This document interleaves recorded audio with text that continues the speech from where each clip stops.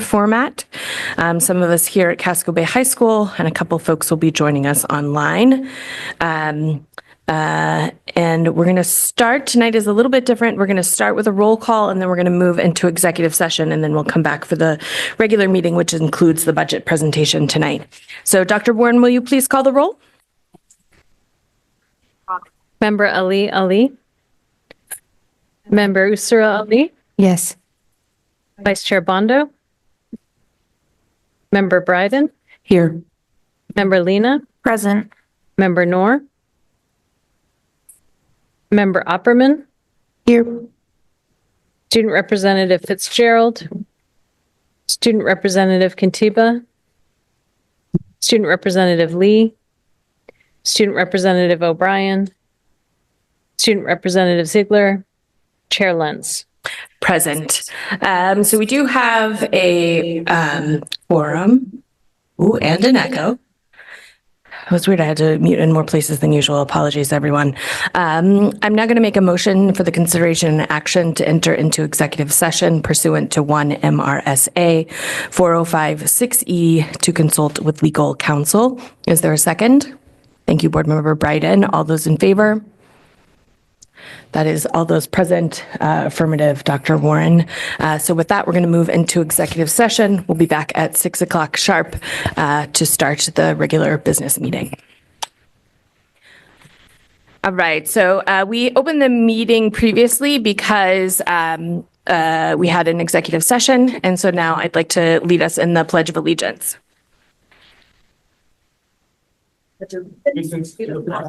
United States of America, and to the republic for which it stands, one nation, under God, indivisible, with liberty and justice for all. The Portland Public Schools recognizes the original inhabitants of the land on which our city and schools stand. The Wolastoqiyik or Maliseet, Micmac, Penobscot, and Passamaquoddy tribes, known collectively as the Wabanaki Confederacy, or People of the Dawnland. We are honored to have our Wabanaki children among our students today, and as a district, we are committed to making past, present, and future of Wabanaki peoples visible in our schools and classrooms. As a reminder of our mission, the Portland Public Schools is responsible for ensuring a challenging, relevant, and joyful education that empowers every learner to make a difference in the world. We build relationships among families, educators, and the community to promote the healthy development and academic achievement of every learner. Our definition of equity at the Portland Public Schools is all people being held to high expectations and having access to opportunities that are reflective of their individual needs, identities, and experiences. Equity is achieved in Portland Public Schools when there are no identifiable differences in outcomes and experiences for any population subgroup.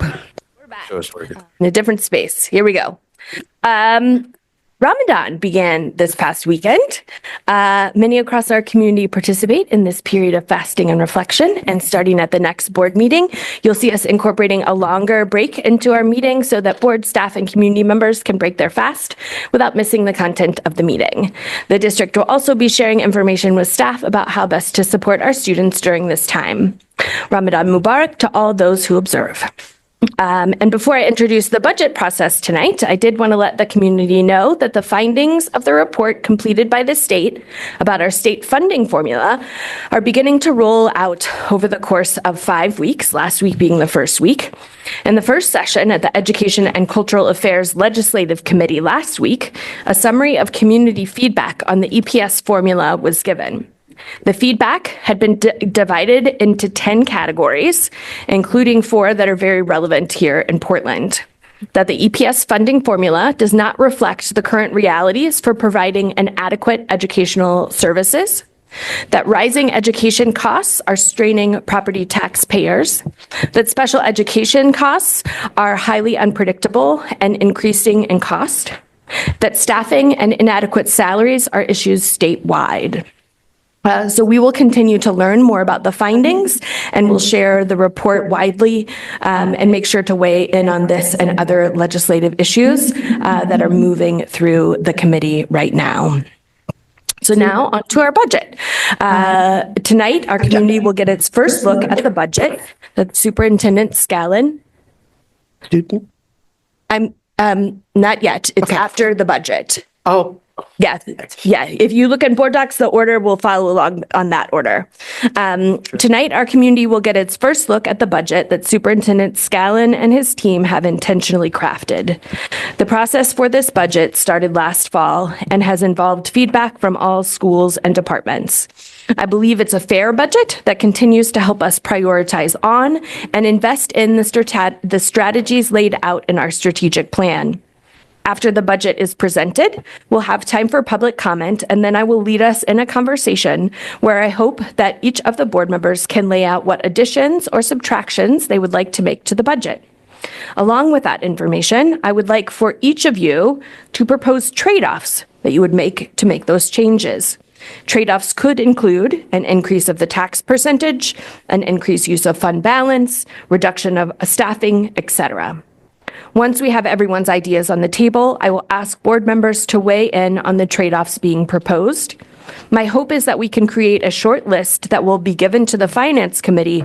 The information will give the Finance Committee the information it needs to start proposing amendments, and the team at Central Office on the topics they need to start doing more math on.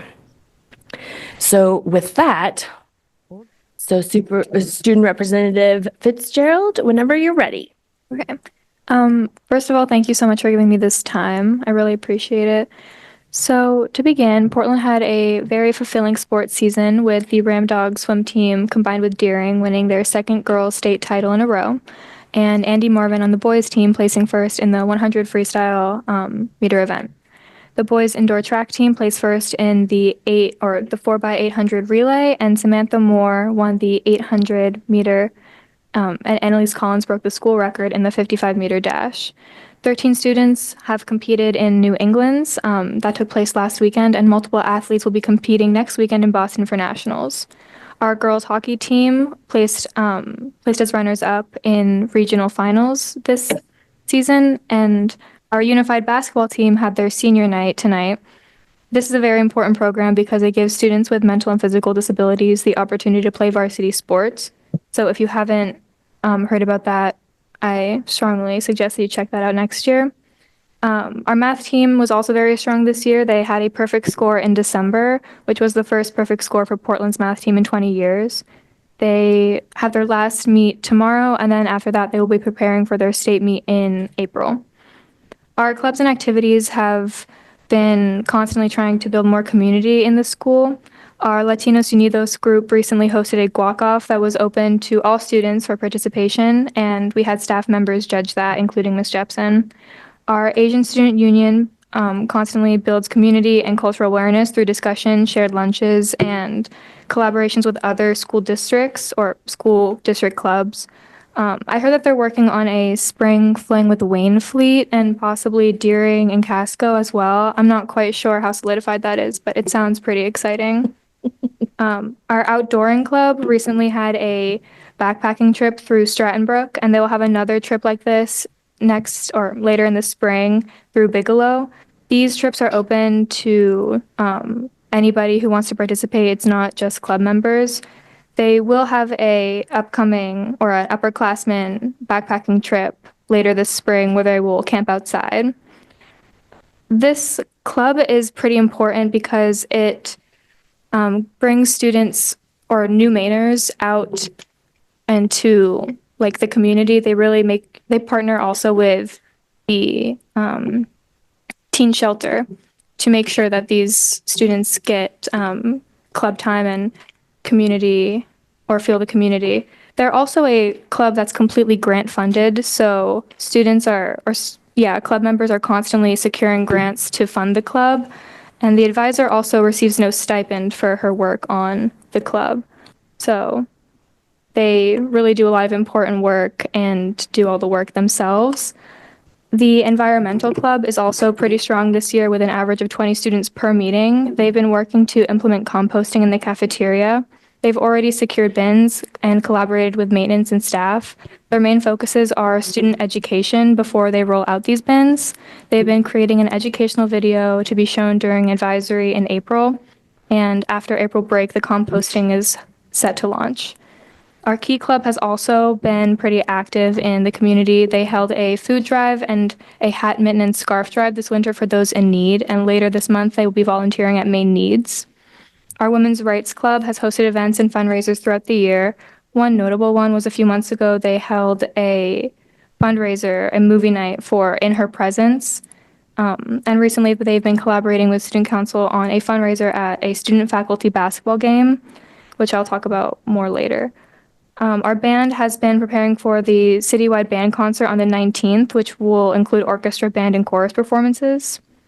Portland also has a STEM exposition on March 21st, which is kind of like a job fair for STEM-related activities. So STEM-related community members will come in and be able to talk to students about career paths or fields of interests.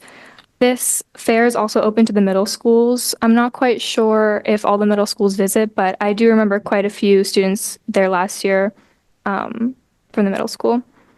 Our student council has been working on morale building this month, so they created or organized the annual teacher-student basketball game where teachers sign up to be on the teacher team, and then students later this month will purchase tickets to be drafted to the students team.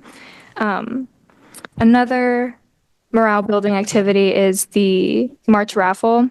So a little bit before March, student council members sell tickets to students and faculty so they can participate in the raffle.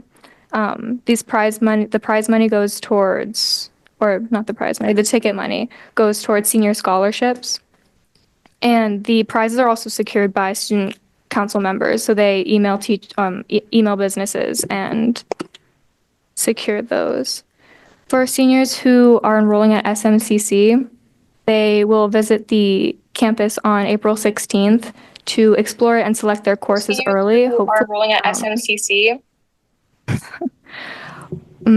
Hopefully picking the courses that they would like and getting those first. Along with seniors preparing for college, juniors are preparing for senior year through junior planning, which meets once a week during wind block. The focuses are after school and post or secondary options. So college and career planning, standardized testing options, extended learning opportunities such as early college and paths. They help us plan our graduation and select our courses for senior year. This course also allows students to get 2 free college credits just by attending regularly and turning in assignments. Last year, 84 students gained direct admission to University of Maine system schools through this program. Our annual History Day fair also took place a few weeks ago. 10th graders participate in this, and they research historical events and people that they then create posters of and lay out in the library for students and faculty members to view at their leisure.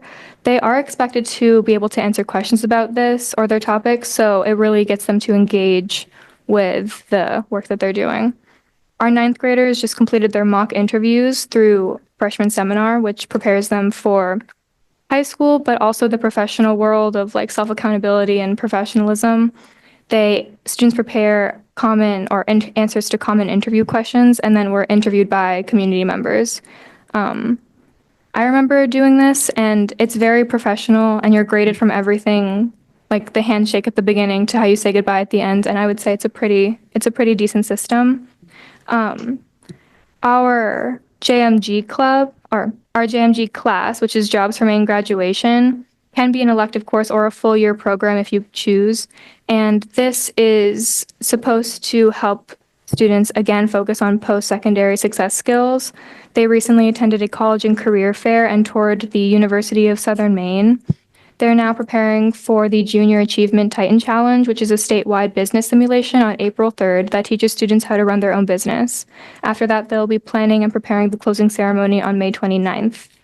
Also through JMG, Portland participated in a Celtics playbook initiative.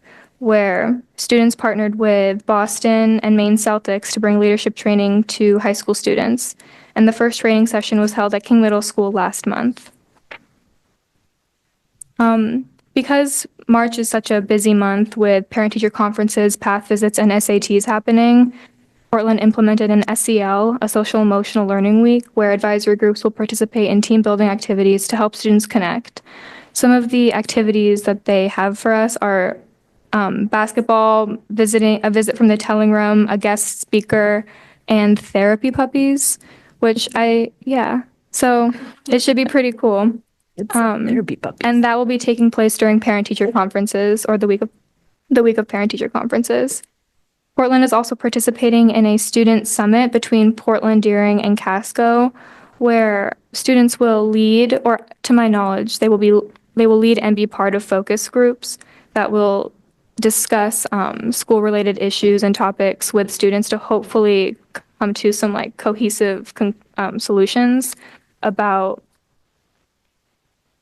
I suppose, whatever the students want to talk about.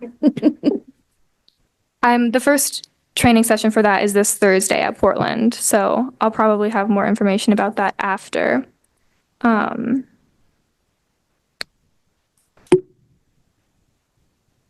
sorry.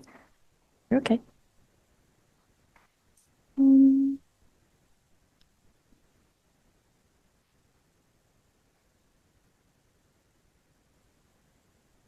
Oh, okay. So the last thing that I have is Portland has recently started to have students participate in their leadership meetings between teachers, the head members of each cohort.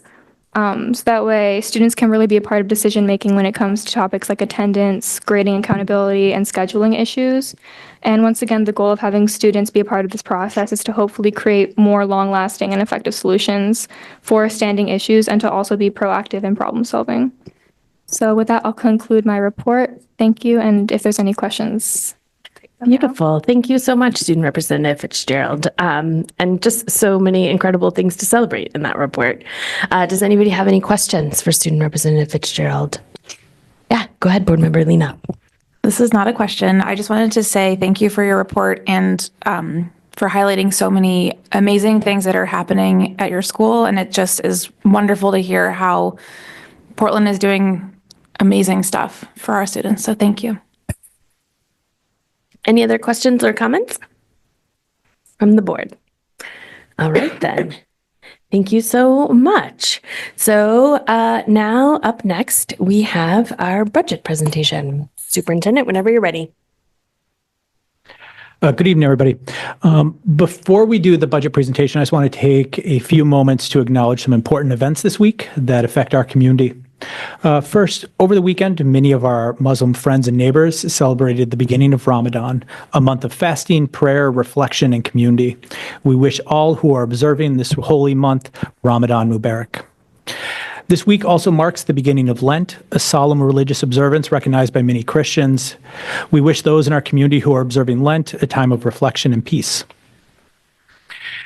This is National Social Work Week. I want to recognize that we deeply appreciate the work of our social workers across Portland Public Schools every week, but in particular to acknowledge it this week. They support our students, families, and staff every day, often working quietly in the background to make sure that our students are safe, welcomed, and have supportive environments. Please help me in showing our support for social workers when you see them this week in our schools. On a lighter note and as a celebration, I want to recognize the Casco Bay mock trial team. Casco Bay High School's mock trial team will be representing the state of Maine at the 2025 National High School Mock Trial Trial Championship in Arizona in May. They will be competing with teams from other states for the national title. Casco Bay has been participating in mock trial for 10 years, and this is believed to be the first time that a Portland high school team is going to the nationals. This team made it to the championship trial of the Maine State mock trial competition in late 2024 and earned this invitation to the nationals, and so we wish them the best of luck in May when that takes place. And then as we transition to the budget, Chair Lentz mentioned that the budget process has been a process that has been going on for several months. And as the chair of the Finance, HR, Personnel, and Everything Else Committee often says, every month and every day is budget season, and that is certainly the case. I do want to recognize that it is the work of many to get us here. And so we have school leaders and department leads and members of the executive team that are here today that contributed extensively to the creation of this budget. And so I want to acknowledge them in this work. Our communications team, who you will see some of their handiwork in this presentation tonight, who worked, especially in the last couple of days, to make sure that everything was ready. We also have members of the community that have participated throughout this process to give input and to give feedback. And last, I do want to make a specific thank you to a specific member of our finance team. A couple weeks ago, we had an IT situation, and as a result of that, we lost a number of our financial files that were built in preparation for our budget and access to our Munis, our financial platform. And at the time, we didn't know that we could put together a budget that would be ready in time for tonight.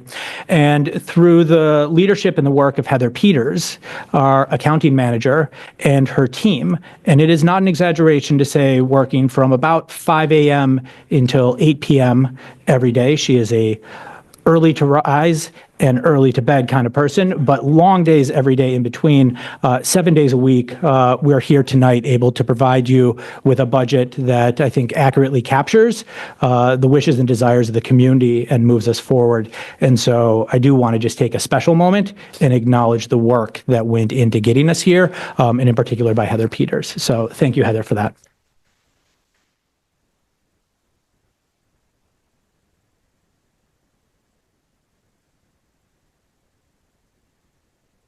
There we go. The proposed budget that we're going to share with you tonight is aligned to the strategic plan and supports outcomes for all students. The budget that we're proposing to you tonight has an overall budget of $171.7 million. It's focused on student experiences and outcomes that are directly aligned to the strategic plan. For the second year in a row, the district is presenting a comprehensive budget of all revenues and expenses, not only local funding. The budget was developed after extensive engagement with community, staff, and school leadership. It includes targeted investments in music at the high schools, academic rigor and support at the middle schools, reading support at our elementary schools, and special education district-wide, themes that were clear throughout the conversations that we had and rise to the top in our strategic plan. The proposed budget would raise the school portion of the property taxes by 5.3%, 42 cents per $1,000 of assessed value. For a median homeowner, which in this budget we are considering a median homeowner as $500,000, this would increase their property taxes by $210 per year or $17.50 per month. Tonight, we're going to go through this in a number of stages. You can see the 6 components of the agenda. We're going to talk first around the strategic plan as it grounds our budget. The second, how we got to the budget process. The third, not all of the pieces of the budget, but the prioritized funding that you will see there. We'll then go over the fiscal 26 expenses and revenues, the tax implications, and then the month ahead of the work that we are going to do as both a school board and as a community to finalize the budget. First, I want to remind you and ground our work in our vision and our mission statements and the work that we at Portland Public Schools are doing. And our vision reads, all learners will be fully prepared to participate and succeed in a diverse and ever-changing world.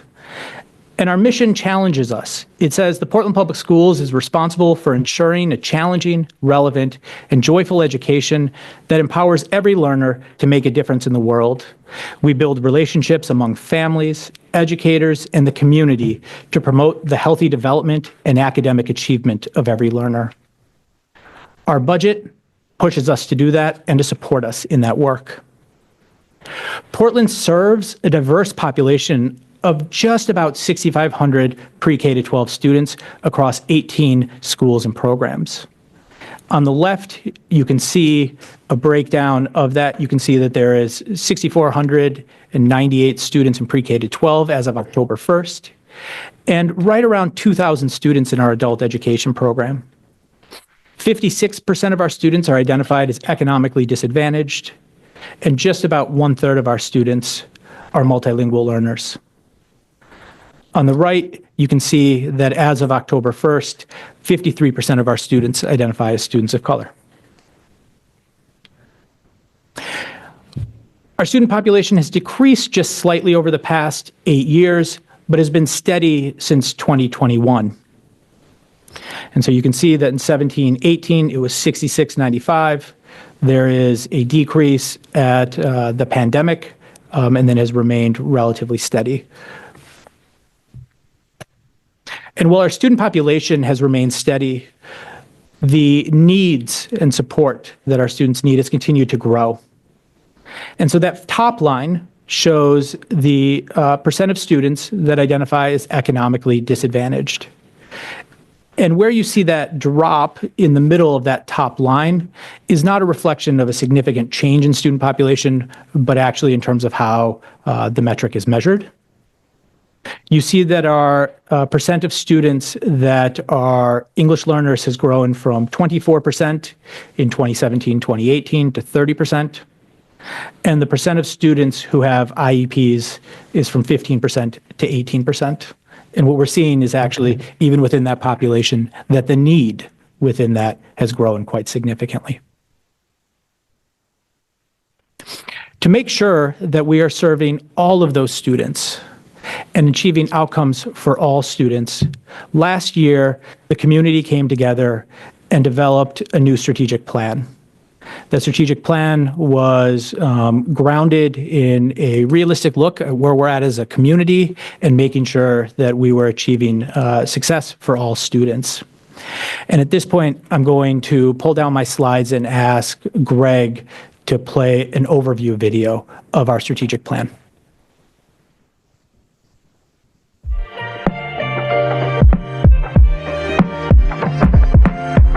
When the community group came together to design a strategic plan, we really wanted to make sure that we had a bold vision for the future that made sure that all of our students and all of our staff were provided with the tools and resources to be successful so that we could truly make sure that all students, when they graduate from Portland Public Schools, are prepared and empowered for a future of their choice. When the strategic plan was created, it was designed not to be a typical plan that sits on a shelf. Instead, it's designed to be a roadmap that tells us how to go from where we're currently at to our vision of the future over the next 5 years.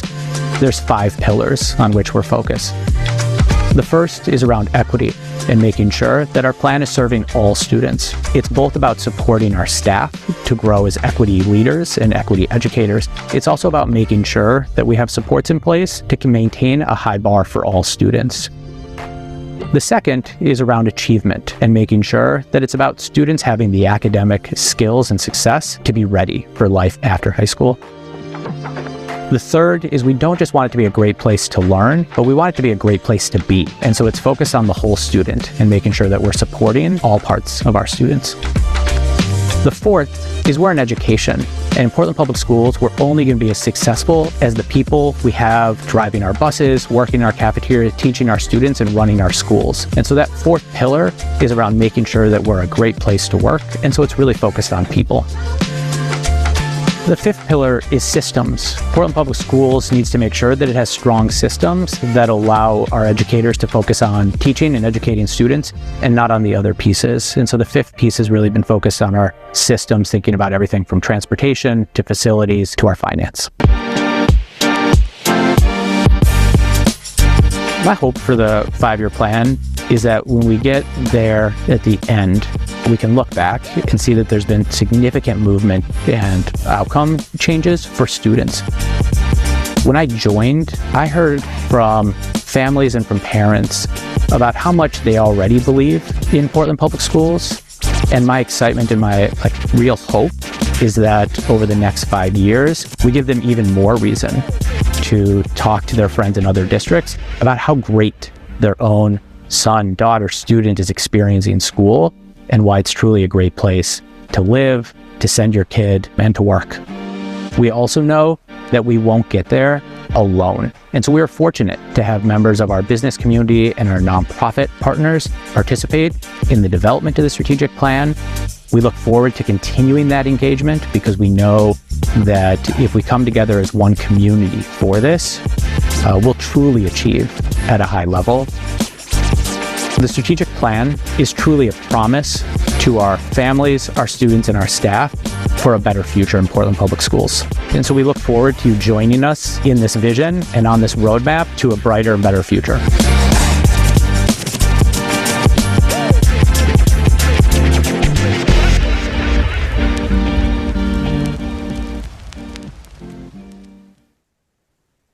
And so as the video highlighted, our strategic priorities that we're using to drive toward improved student outcomes and the district's overall success are listed below. We have equity, achievement, and making sure that students are academically prepared for success after school, whole student, so it's not just a great place to get an education, but it's a great place to be. People, because we know that we will only be as strong as the adults that work in our buildings, and systems so that they support the work that is happening in our schools and not get in the way of it. We've also established measures and 5-year targets that we believe are both ambitious and achievable to make sure that when we get to that 5-year mark, that we can look back and see that we've had measurable outcomes on students and measurable improvements. There's 2 pieces that I just want to highlight. As board members, you've seen these before, but there's some updates that we've had since the last time you've seen this. The first is that our data team was recently able to calculate the percent of multilingual learners that showed growth on the English language development test, the access test. And so this is the percent of students that met what is considered the right annual growth measure. And in baseline year 22-23, it was 38%. And last year, it moved up to 48%. The last measure is at the M class. That is a new assessment that we're using this year to measure our early literacy, knowing the importance of students reading on grade level in 2nd grade. And that measure changes throughout the year as it measures students' performance relative to being a 2nd grader at the beginning of the year versus the middle of the year versus the end of the year. And we not only see that students are maintaining their place, but actually growing a little bit and closing the gap. And so that's great, and I think speaks to some early successes. And it's worth highlighting as this is data that for the most part is actually before we've started to really implement the strategic plan. But because English is in the first year this year, just wanted to highlight that as places. We also have the measures that are more focused around school quality and students feeling a sense of belonging and desire to be at schools, as well as the measures that we have around gap closure and making sure that we are seeing achievement for all students at the same level. And so we know that if that's where we want to get to, and these are the priorities we have, that we need to make sure that our budget is aligned to and supporting that work. And so we engaged in a budget process that included our community and a thorough look at our current state of progress relative to our strategic plan. And so this year, I'm happy to say that we engaged stakeholders earlier in the budget process. We met with staff at each school and with leaders from each department in school. We also had with the board, we should say this here, with board members, we had meetings with students at each of the schools. We met with many of the parent-teacher organizations at the school level and through board listening sessions. At the board level, we have reviewed 7 topics that the board asked us to go into more depth with at the Finance Committee, and we've had both monthly and quarterly monitoring of our progress relative to the strategic plan. As I shared in the executive summary, this year our budget is more comprehensive than what was previously shared. In the budget materials that are shared online, you will see that you have all revenues and expenses, not just those in the local budget. So that means that you will see estimates for titles and other grants. You have a 5-year budget for the district and 1-year budgets for the district, departments, and schools. You have a 5-year and 1-year budget for the fund balance. And for each of our departments, you have a detailed non-personnel budget. This was built from a zero-based budget where every dollar of non-personnel cost needed to be justified and aligned to the strategic plan and the core work of the district. And so now I'm going to talk through where we made prioritized funding decisions. As we went through that process and that community engagement, that engagement resulted in an identification of over $24 million in new requested expenses for FY26. We reviewed each of those investments next to our strategic plan, and that helped us identify the key priorities for this budget. It's also the case that requiring the zero-based budget for our departments helped us again ensure that each of our expenses was aligned to our core work. And so what you'll see in the next slide or set of slides are those key priorities. And those priorities align to 5 strategic initiatives: adult education, elementary literacy, special education, multilingual learners, and early childhood. And I'm going to go through each of those now. Adult education faces a complex year this coming year with the loss of ESSER or COVID funds, a new contract for our adjunct staff there, and the start of a strategic planning process. If you remember last year, we had a lot of conversations as a board and as a community about the loss of those COVID funds from the federal government. Because of the way that grants happen at adult ed, there's a 1-year lag on that. And so they're anticipating a loss of about $750,000 of COVID funds this coming year because of that.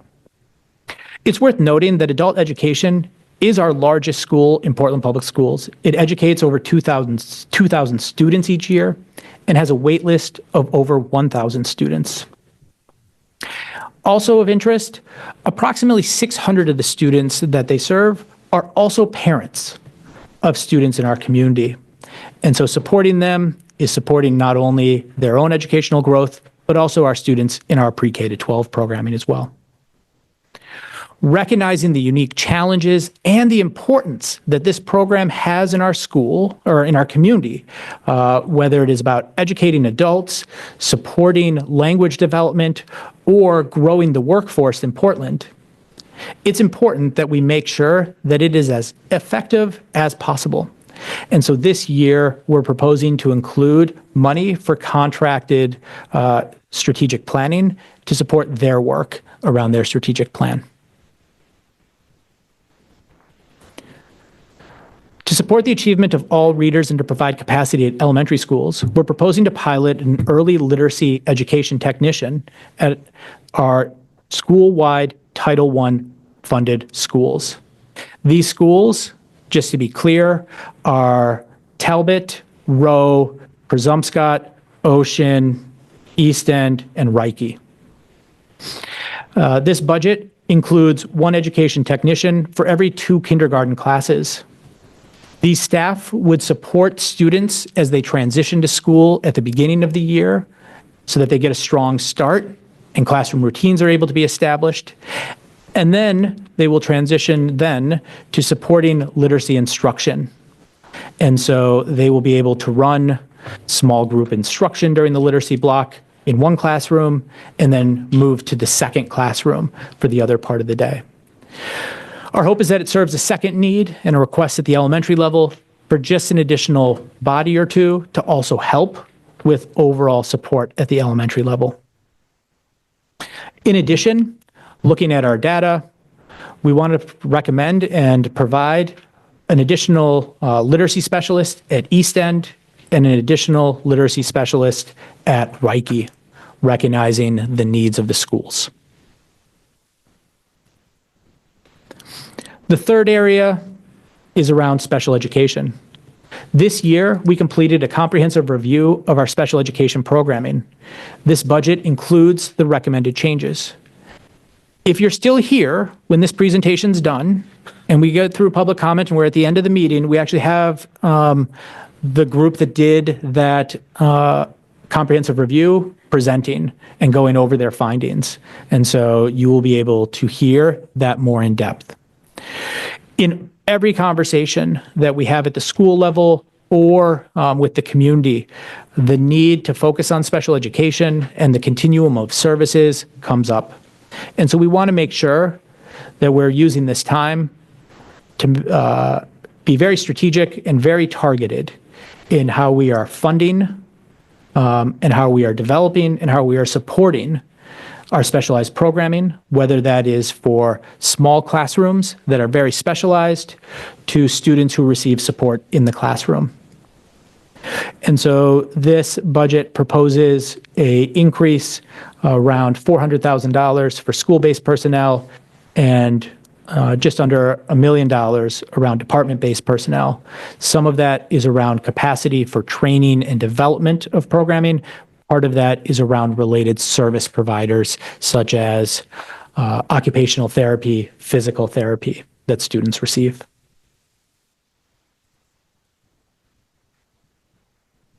Similar to what we did with special education, next year we would like to conduct a full review of our programming to support multilingual learners. As we shared up front, that is about 1/3 of our learners. This budget requests and proposes $125,000 for that contracted review of the programming and services that we offer. In addition, in alignment to the board's resolution around increasing the number of staff that have ESOL credentialing and support, this budget also includes additional funding for that training and tuition reimbursement.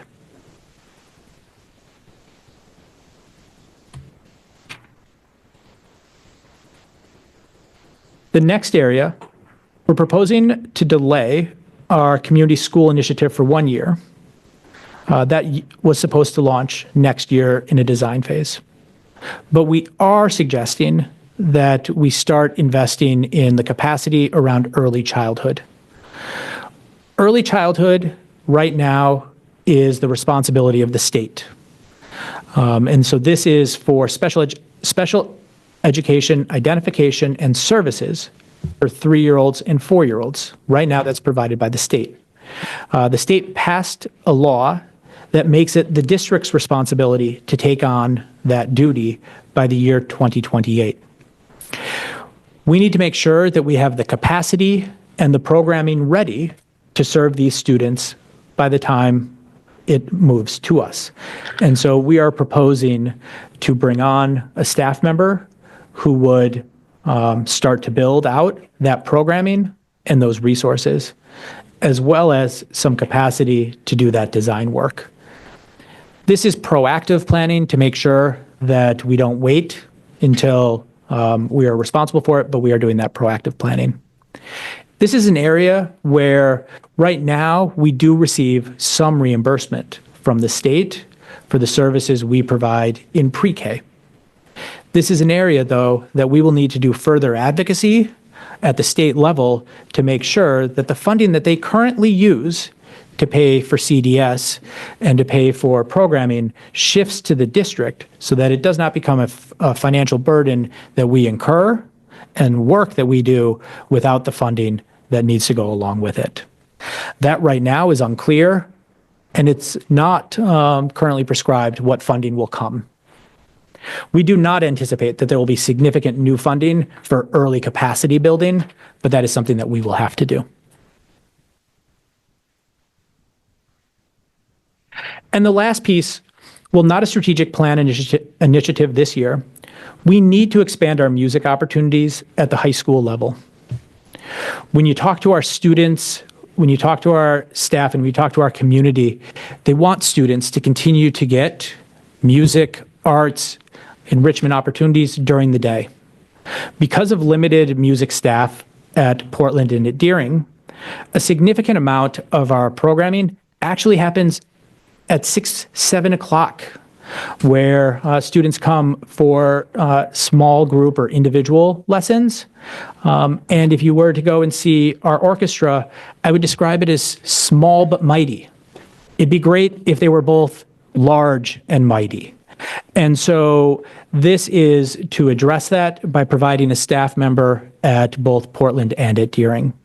There's two pieces I want to add to this. There has been conversation about whether or not it was possible to split and have one teacher go between both.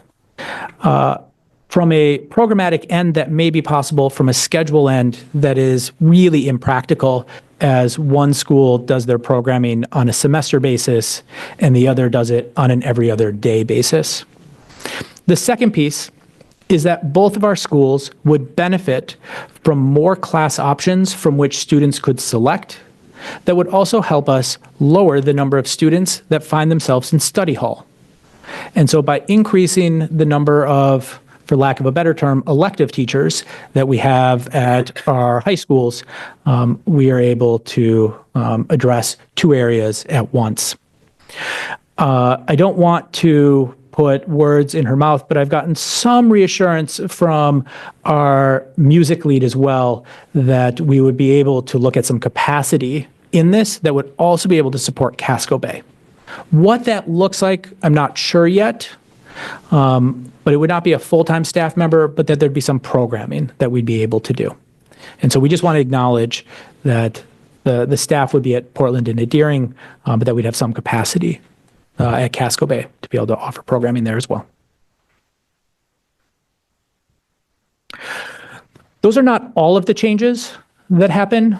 There are smaller changes, such as the fact that schools at the elementary level requested an increase in the number of dedicated subs in their building, subs that are there every day.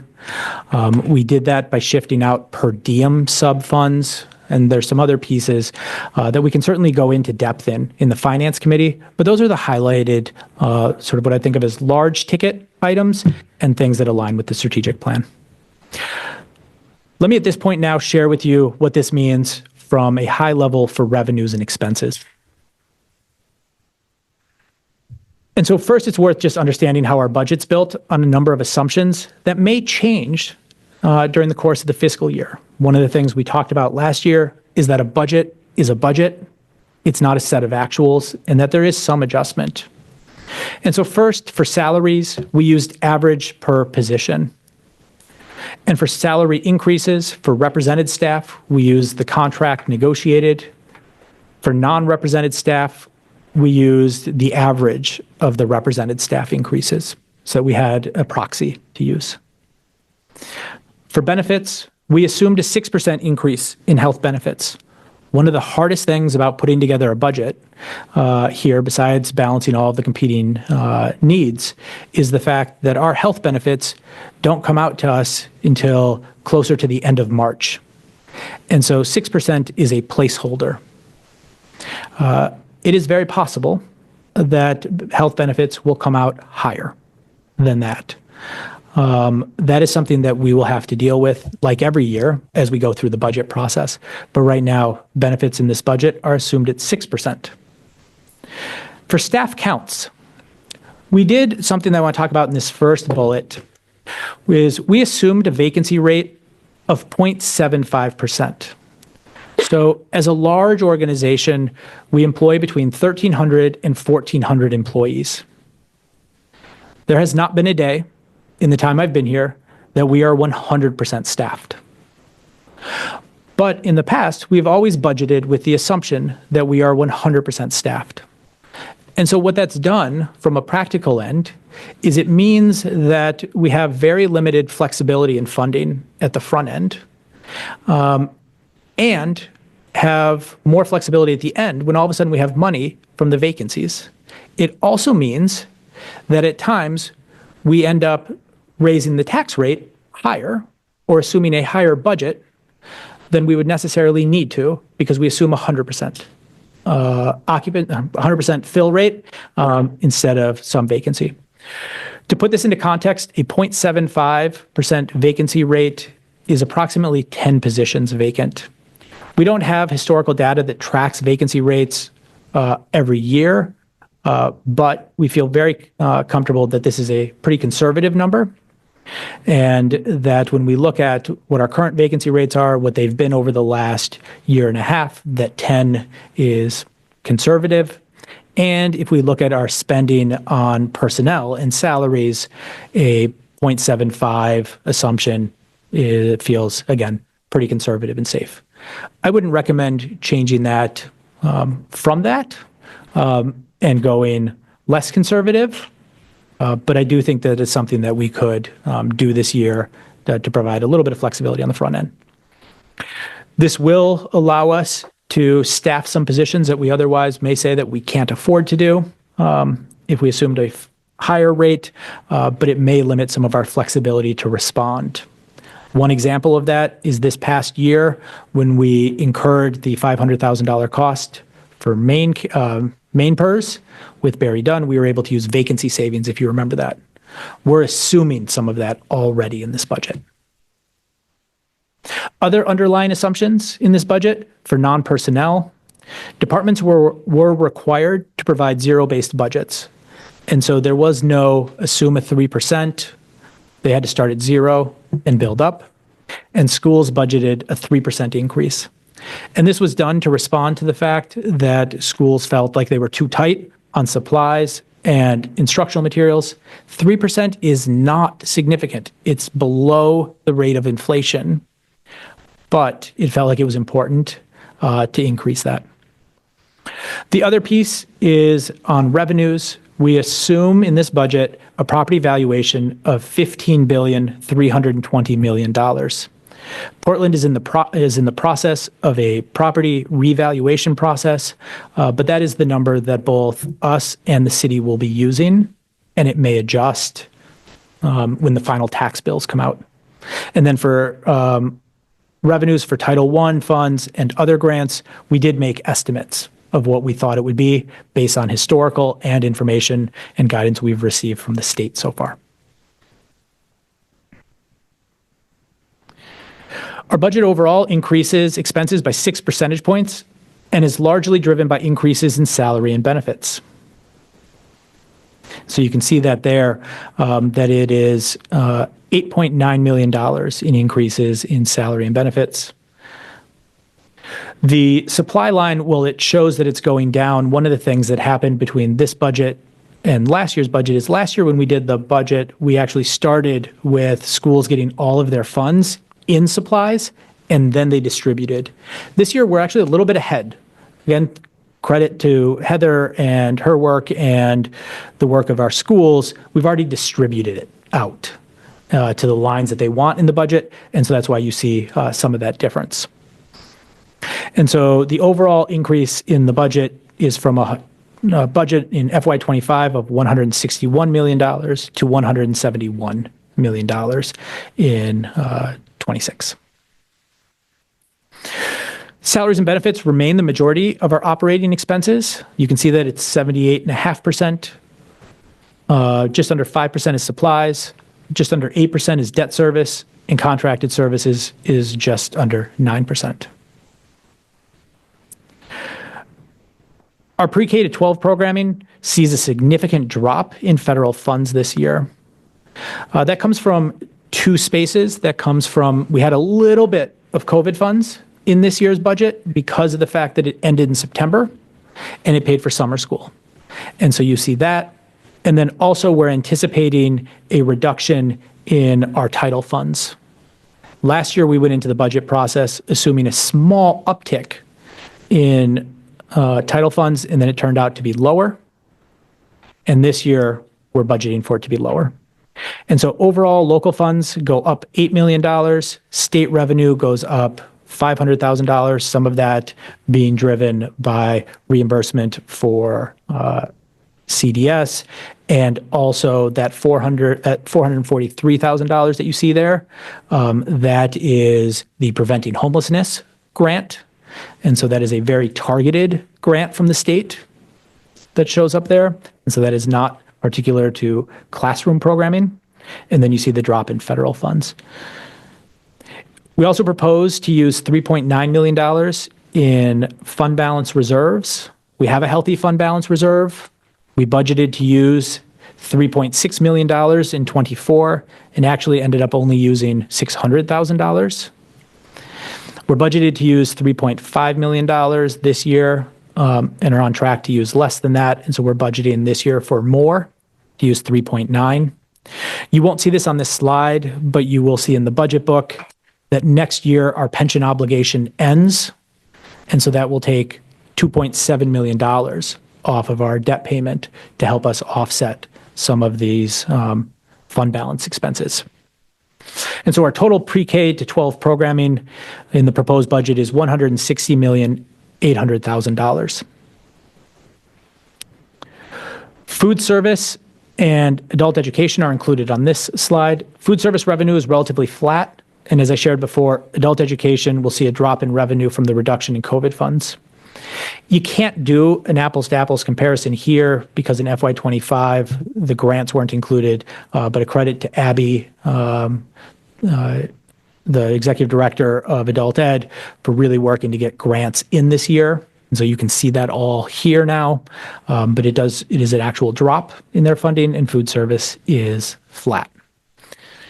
One of the things, if you're new to the budget process, is adult education and food service almost function as sort of their own funding streams. And so we always talk about pre-K to 12, adult education, and food service in 3 lines.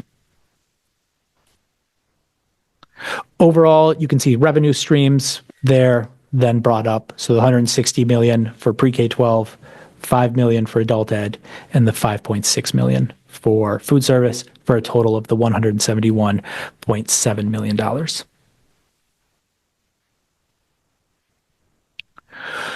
We receive funding to pay for this from local, state, and federal sources. And on the left, you see a breakdown of what it looks like from a funding piece. So you see property taxes makes up the largest proportion. You see state there at just over $28 million, and then federal at 8.8. And then on the right, you see the distribution between pre-K, adult ed, and food service. And then this chart shows how, because of the loss of COVID funds and the continued decreased proportion of revenue that we receive from other sources, that we see that local property taxes continue to make up a significant proportion and an increased proportion since FY24 of our funding.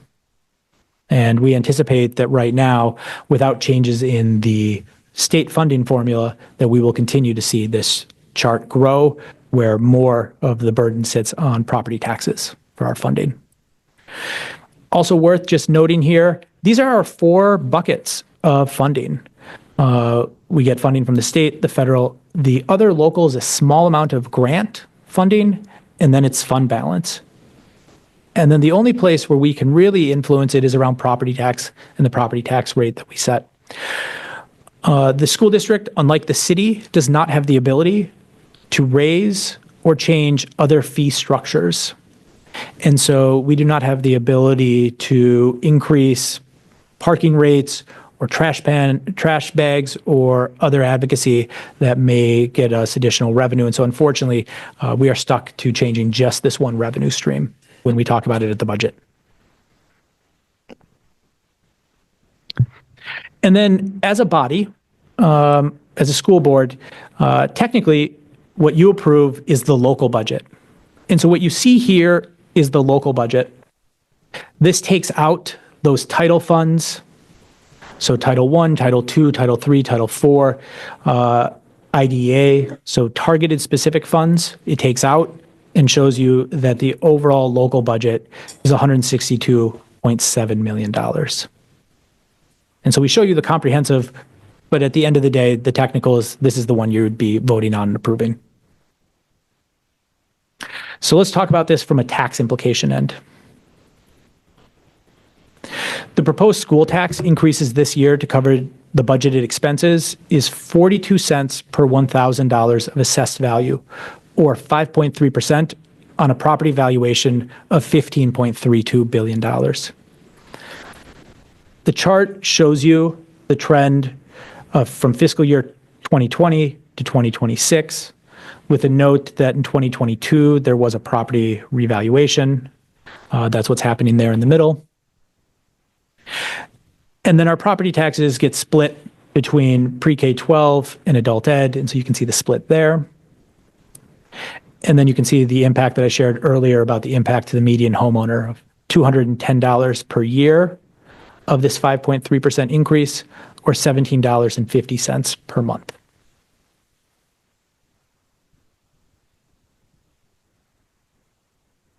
I'm not an expert in it, but I do want to remind the board and our listeners that the city and the state both have programs to support property owners with local property taxes.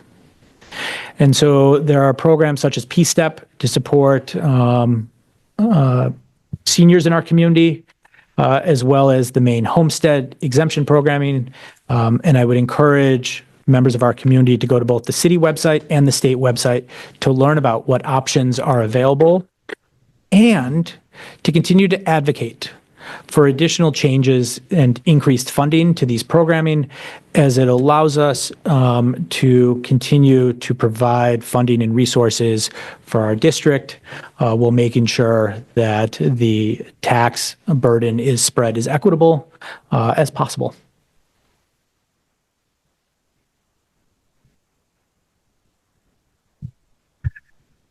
So tonight is the start of I'd say it's the start of the process. What is it? It's the third quarter, maybe the third quarter, start of the fourth quarter of our budget process. And so what you see here on the screen is the key dates that we have going over the next month and then 3 months. And so today's the budget presentation. We have finance committee meetings scheduled on the 10th and the 17th, the board meeting on the 18th. At all of those, there's the availability for public comment. There are joint finance meetings with the city on the 20th and the 27th.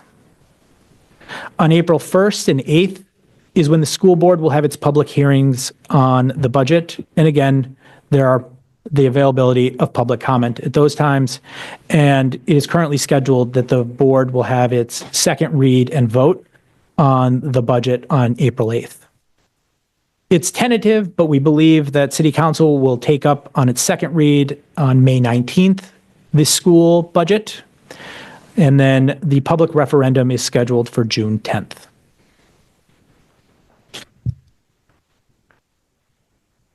And so just a reminder, because it's been a little bit of a lengthy presentation, that I just want to run back through the highlights, but a reminder, our budget needs to be aligned to our strategic plan, and it needs to support the outcomes for all students. The budget that you had tonight has an overall budget of $171.7 million. It's directly aligned to the strategic plan, and the packet that you have includes expenses and revenues in all streams. It was developed after extensive engagement with all stakeholders in our community.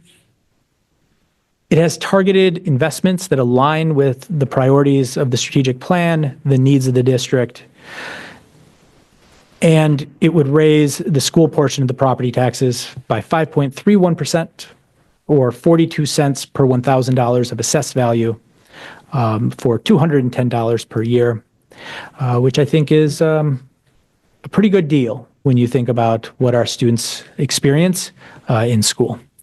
And so with that, Chair Lentz, I will turn it over to you.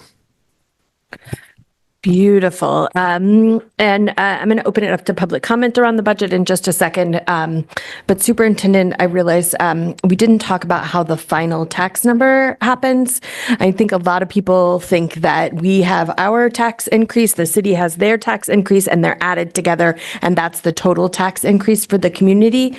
But that's not actually the truth. Could you dispel the rumors right now? Thank you. Yeah, give me just 10 seconds. I'll pull up a slide. Yeah, you had a good slide last year.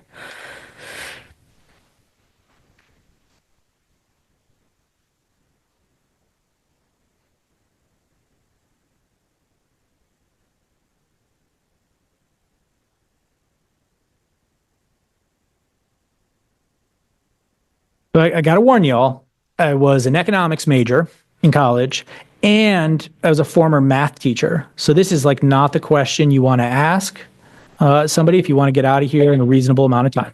All right, keep it quick. Okay. All right. That's better You guidance. want to, there. yes, Here we project go. to that. Yep.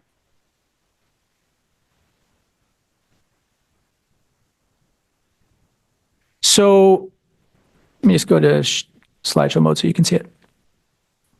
So the property tax that you pay as a homeowner in Portland is made of three components: the city, the county, and the school district. The county is such a small part that you can almost think of it as part of the city. And so between the city-county side of it and the school district, we're just about 50-50 in terms of our portion of the property tax. And so the way it works out is it is actually a weighted average of it. And so to make it really simple, in our proposal, we propose raising the property tax by 5.3%. If the city also proposed raising the property tax by 5.3%, as a homeowner, you would see an overall increase in your property taxes of 5.3%. It is an average of them. It is not an addition to. And so that is what happens when the property tax goes in. And so just add that as caution so that as people are thinking about this, they don't add it, because it is just, when we're talking about the 5.3, it is just on the school portion, which is half of your property taxes, not the full. Thank you, Superintendent. And on that, I'd love to open up public comment for budget-related comments. The same rules that I read out earlier still apply, but if you would like to give comment in person, please come up to the podium. And if you would like to give comment on Zoom, please raise your hand. Go ahead. Good evening. My name is Audrey Cabral. I am the band director at Lincoln, King, Longfellow, Reiki, Rowe, and Talbot. I'm also the coordinator of the music department. I have nothing else to say because Dr. Scallon, you said it all, so no. First of all, I'd like to thank you for bringing up the All-City Concert. We've invited members of the board to the All-City Concert, which involves grades 6 through 12 music students, chorus, band, and orchestra at Daring High School at 4, so maybe it's before the Finance Committee meeting, I'm hoping. I had actually already written down that I was here to advocate for 2 music teachers to be added to the budget. And after 35 years of being in Portland, this is the first time that I am here to say thank you for me coming up to advocate rather than me going, please, please, please don't cut a music teacher. As stated, Portland High School and Deering High School, we each have 1 music teacher at each high school. There's presently 3 art teachers. Casco Bay has a 0.5 art teacher. There's no music teacher here at Casco Bay. The high school teachers teach band, chorus, digital music, guitar, ukulele, piano, jazz band, handbells, and sure I'm leaving other things off. And they do it, as Dr. Scallon mentioned, before school, after school. And I go to a lot of music festivals, you talk to area high school teachers, and there's a band director that goes to one festival, and an orchestra teacher that goes to the festival, and then there's a chorus teacher, but they're all from the same high schools. So this is great. This would be awesome. We also have, we're one of the best symphonies for small cities. We're actually considered a small city nationwide. The PSO comes into all of our elementary schools, plays for our elementary students, and then when they finally reach an age to be able to play instruments, we're spread so thin that we can't help them out enough of what they deserve after seeing and visiting and doing petting zoos with the symphony. Portland has one of the best music out there. You go anywhere and there's music everywhere at arts. So thank you for considering it. Right now, we have 2 band directors and 2 string teachers serving our 12 schools. So we travel a lot. I'm in my car a lot. And I just wanted to say thank you for thinking about this. I love what I do, in case you couldn't tell. Passionate about music. I'm passionate about the arts.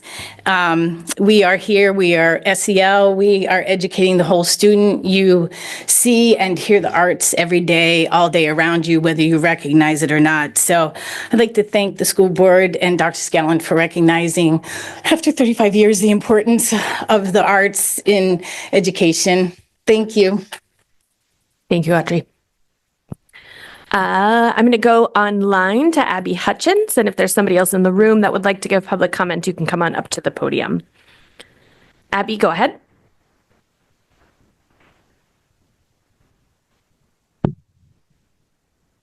Unmute. Hello. Hi there. Hi. Thank you so much to the board and Superintendent Scallon for discussing this tonight. My name's Abby Hutchins. I live in Portland. And as you might know, I am the music teacher at Deering High School. And Audrey really took a lot of the words out of my mouth already. So thank you, Audrey. I am a graduate of the Portland Public School System. I'm a teacher and also a parent of two students, one graduated, one currently a student. So the music programming for me has been near and dear to my heart for literally 40 years. I don't mean to repeat myself. Audrey did mention, but at Deering High School, I currently teach digital music, guitar, ukulele, piano, adaptive music, band, jazz band, chorus, handbells, and recently took on co-director of the evening high school orchestra with Audrey. This position, when I was a student in school, was always held by two teachers. Even when I started working here in 2009, those positions were held by two teachers. So it really, the way it is now with one, in the long term is just not sustainable. It's a lot. Other area high schools with robust and thriving programs have specialists for instrumental and specialists for vocal. It does allow us to connect with more students and offer a wider variety of electives. And like she said, 3 art teachers at each high school. For equity purposes, we really need those 2 teachers at each high school. I'm so glad that we're discussing it. I'm so glad that you're considering it. It can only bring wonderful things to our district. And again, I extend an invitation to all of you to the concert on March 19th at Deering High School, starting at 4. So thank you so much. Thank you for letting me speak, and for all you do. Thank you. Thank you, Abby. Hello, my name is Audrey Bartholomew. I live at 32 Glenhaven Road West. I have 2 children in the district. I have a daughter who's in 4th grade at Rowe and a 9th grader at Deering. So first, I just want to thank you all for how much time and energy you put into, building up our schools. And I will say that I spent a lot of time. I wrote comments. I rewrote comments. I even asked ChatGPT, what do I want to say? So I'm just going to go for it. So I am a special education professor. I work trying to build up special ed teachers. Actually, I have a student teacher in the district now. But I want to just say my daughters are doing very well. My older daughter is thriving at Deering, and my younger daughter has a first-year teacher I was very nervous about, and she's amazing. She's fabulous. So I've been out of the classroom for 20 years, and this year I decided I had to get back in there.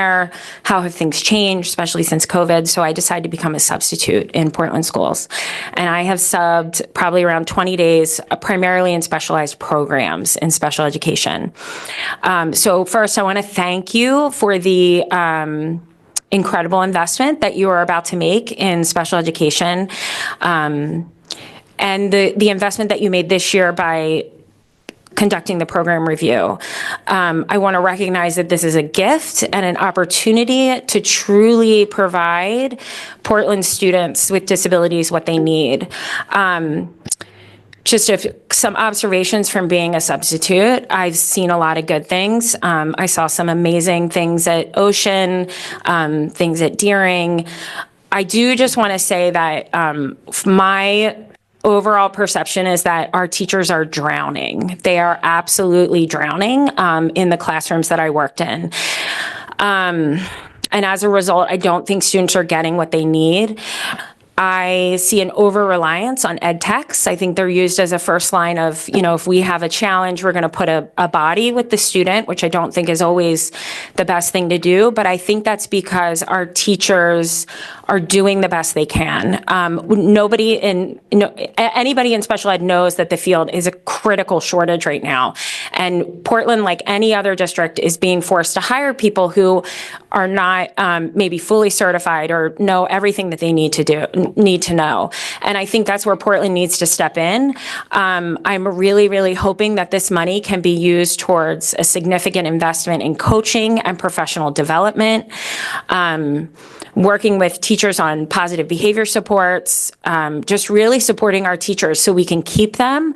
The investment that we make in our teachers is critically important. So again, thank you for this opportunity, and I really, really look forward to seeing what Portland does. Thank you. Thank you. I'd like to go to Dr. Sarah Norsworthy on Zoom now. Go ahead, Sarah.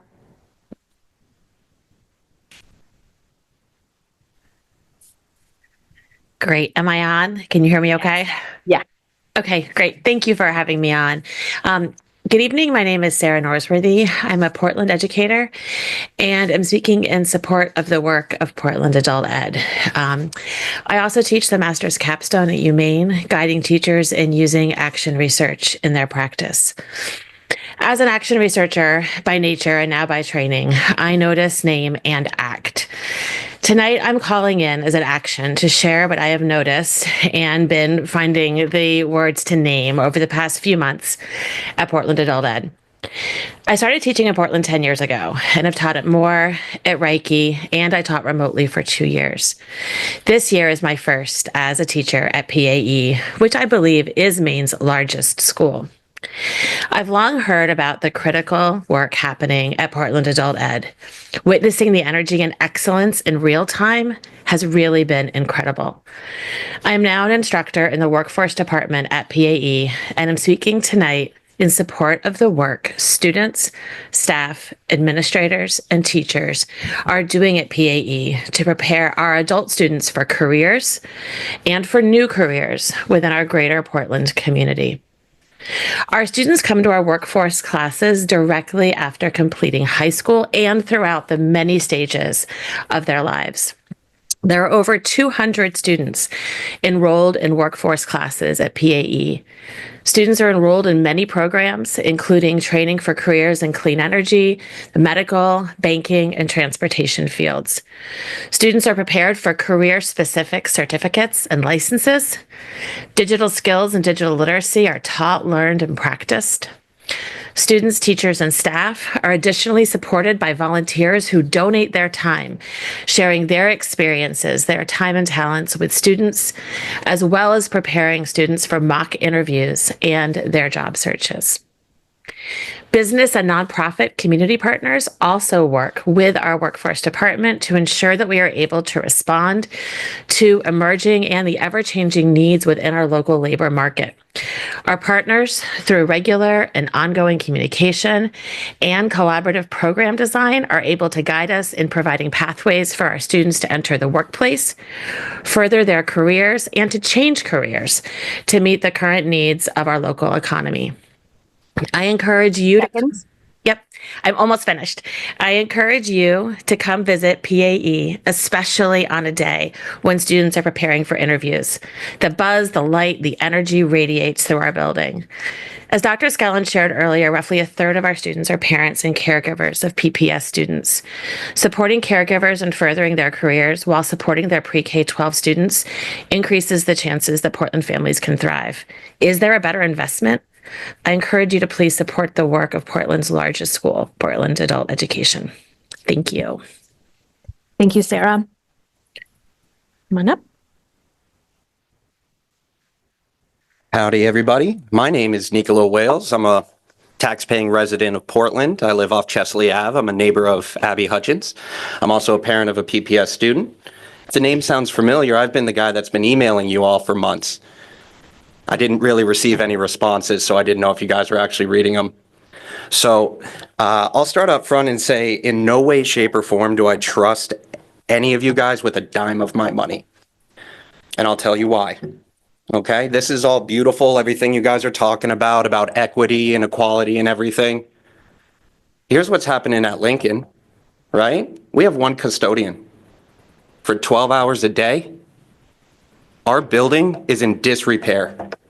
The third-party service we're hiring to do the work that isn't doing it, I write to central office about it. Somebody's in making my custodian cry within an hour. That was fun. When our physical wellness teacher left, did we get a long-term sub? No. Do we have one still? 4.5 months later? No. I have been writing you all because our students have not been learning health or wellness for 4.5 months. You guys didn't respond to me once. But you guys want to ask for more money? We don't have enough bus drivers and aides to get students to school on time. We don't have enough ed techs to do their one-on-ones legally. We don't have enough chairs for the kids. And again, what happens when I am begging you for help? Nothing. Absolutely nothing. I got 2 emails back that said, oh, wow, we'll look into this. So I love seeing all the equality and opportunity going on up here, knowing that when I am begging you for help, you guys don't respond. I did get a meeting with the superintendent. He asked me to meet. Then he, walk in, I've got a hard stop in 30 minutes. I bring up lesson plans, I get a hand to the face. I get snapped at, I get talked down to. I mean, that's my fault. I made the mistake of caring. That one's on me. The only person that gave me any time to actually talk was Dr. Ahmed. And you guys seriously want to ask for more money? Are you kidding me? It's important enough to be on the state mandated curriculum, but not important enough for you guys to ensure that our students are being taught? If it was math or science, would you guys have cared more? This is ridiculous. Ridiculous. And everybody keeps saying, don't make waves at somebody else's job. What am I doing? My kid goes to Portland schools. My nephew is in that school. We need health and wellness instruction. Not important enough for you guys. But again, come now and ask us for more money for additional programs. I am so angry right now, it's not even funny. You know what? And I told you guys in my last email, if you bother to read it again, that since you guys wouldn't respond and we weren't getting anywhere, that I would have to come to these meetings. I don't want to be here. But no, instead of, looking into an issue of students not being taught, you guys ghosted me. I got nothing from you guys. Again, and you want to increase the budget. We are not doing anything right. Anything. And when we go to the district for help, we get nothing. I get snapped at and talked down to. Again, for making the mistake of actually caring if our students are taught. And now you guys want to ask me and the Portland residents for more money while glossing over the fact that we're not doing the basics right. It's appalling. It's hypocrisy to see you guys talk about how much you care. Time, Nico. Thank you to all the staff at Lincoln and everything they do. I'm going to move on to Rachel on Zoom. Rachel Lawson, go ahead. Hi, can you hear me? Yes. Okay, thank you. My name is Rachel Lawson and I live at 64 Tobias Street. I am the music teacher at Portland High School. I'm probably going to reiterate a lot of the points that Audrey and Abby already spoke about as far as hiring another music teacher goes.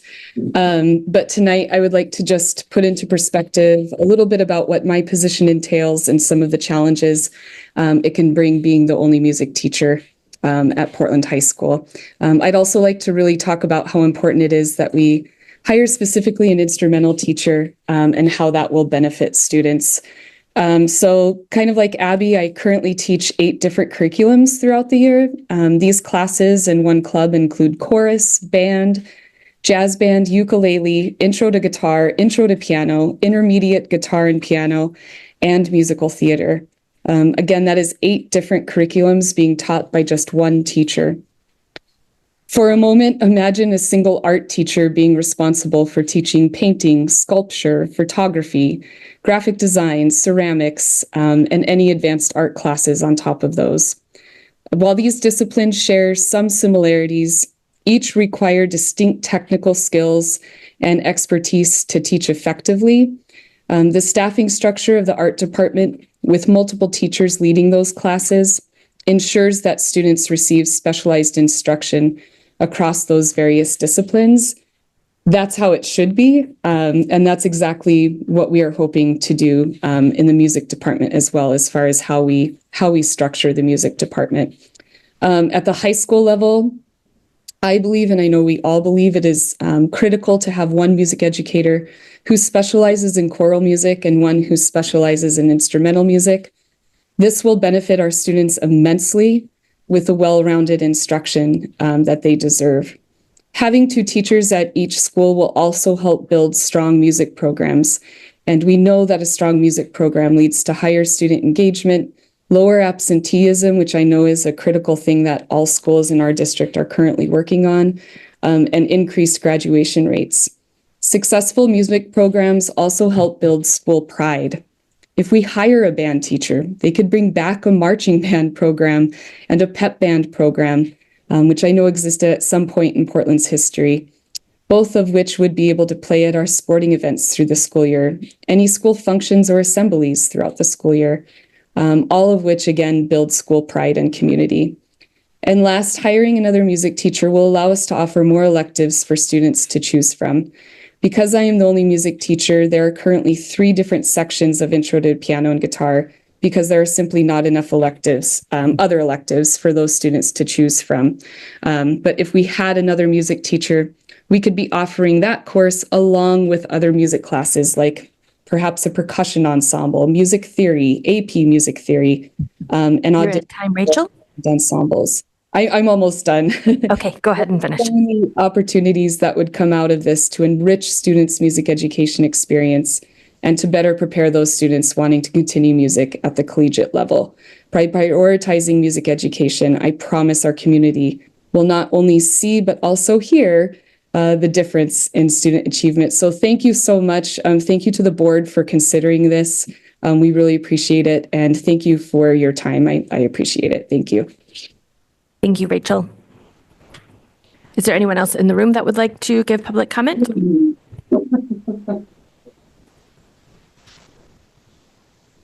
Hi, everyone. My name is Linda. I live in Westbrook.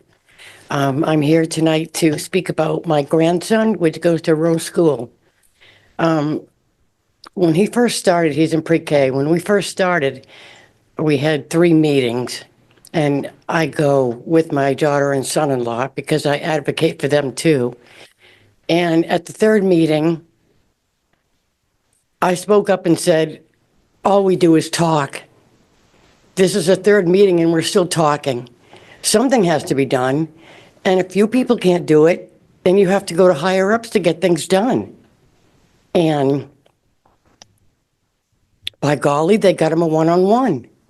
Because he's a special needs student. And I guess that one-on-one in him didn't click because he started acting out, which is something he doesn't usually do. Now they have him a new one-on-one and it's going good. So I think what's happening is she's teaching him the way he learns, not the way they teach. And I know that the teachers there are overwhelmed. And when I spoke up and said what I did about we're always talking and not doing anything, one of the teachers walked out of the room. I felt really bad, like I had insulted her. And she's a wonderful teacher. She came back in the room and I apologized after. But then speaking to her today, she told me she didn't walk out because of what I said. She walked out in frustration with the school system. So thanks for your time. I just thought I'd share that with you. But we have to do less talk and take more action.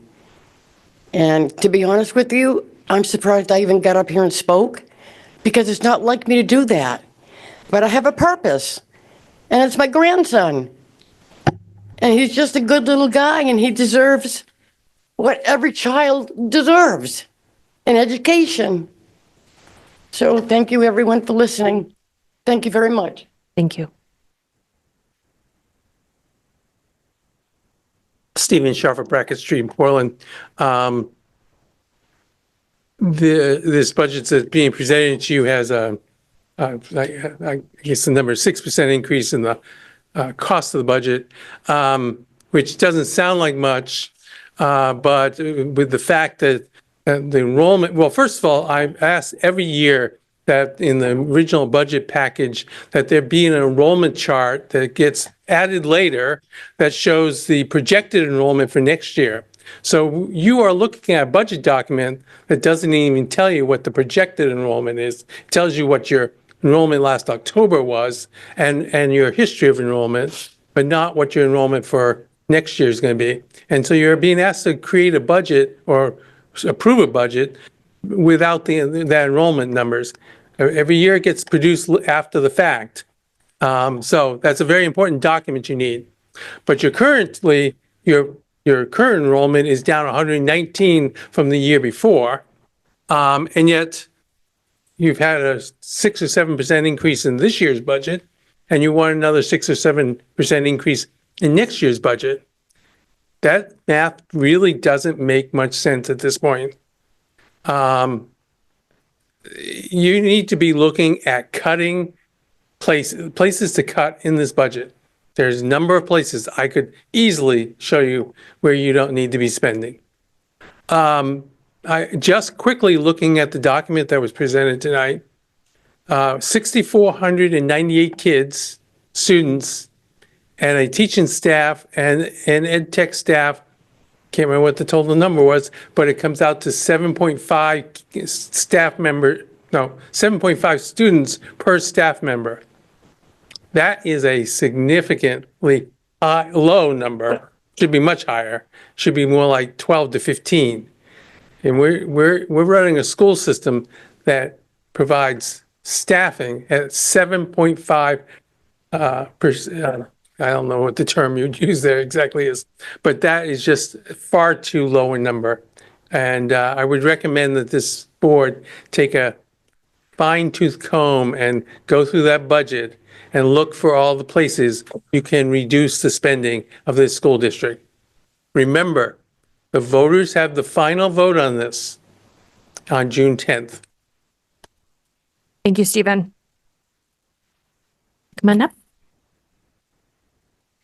Hello, thank you all for your time and for the presentation. My name is Brittany Peets, and I have 2 students at Roe in pre-K and first grade, and they've had a wonderful experience so far.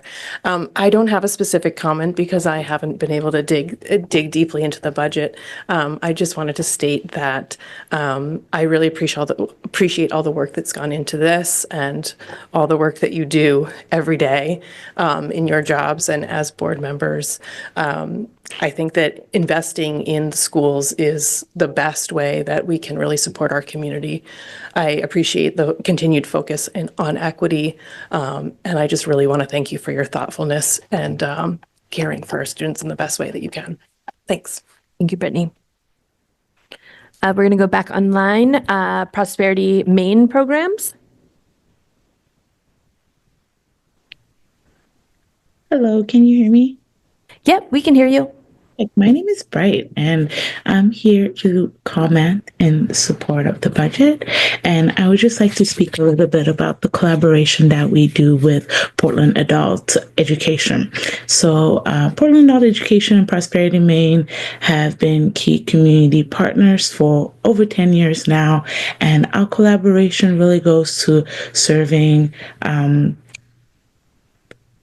residents of the greater Portland area who are interested in pursuing or furthering their education or careers. Recently, in the last few years, I want to say maybe 2 years now, I've been teaching the basic money management portion of the teletraining program and the English for job preparation program. And I cannot tell you of the immense impact that that it has on the students that we teach.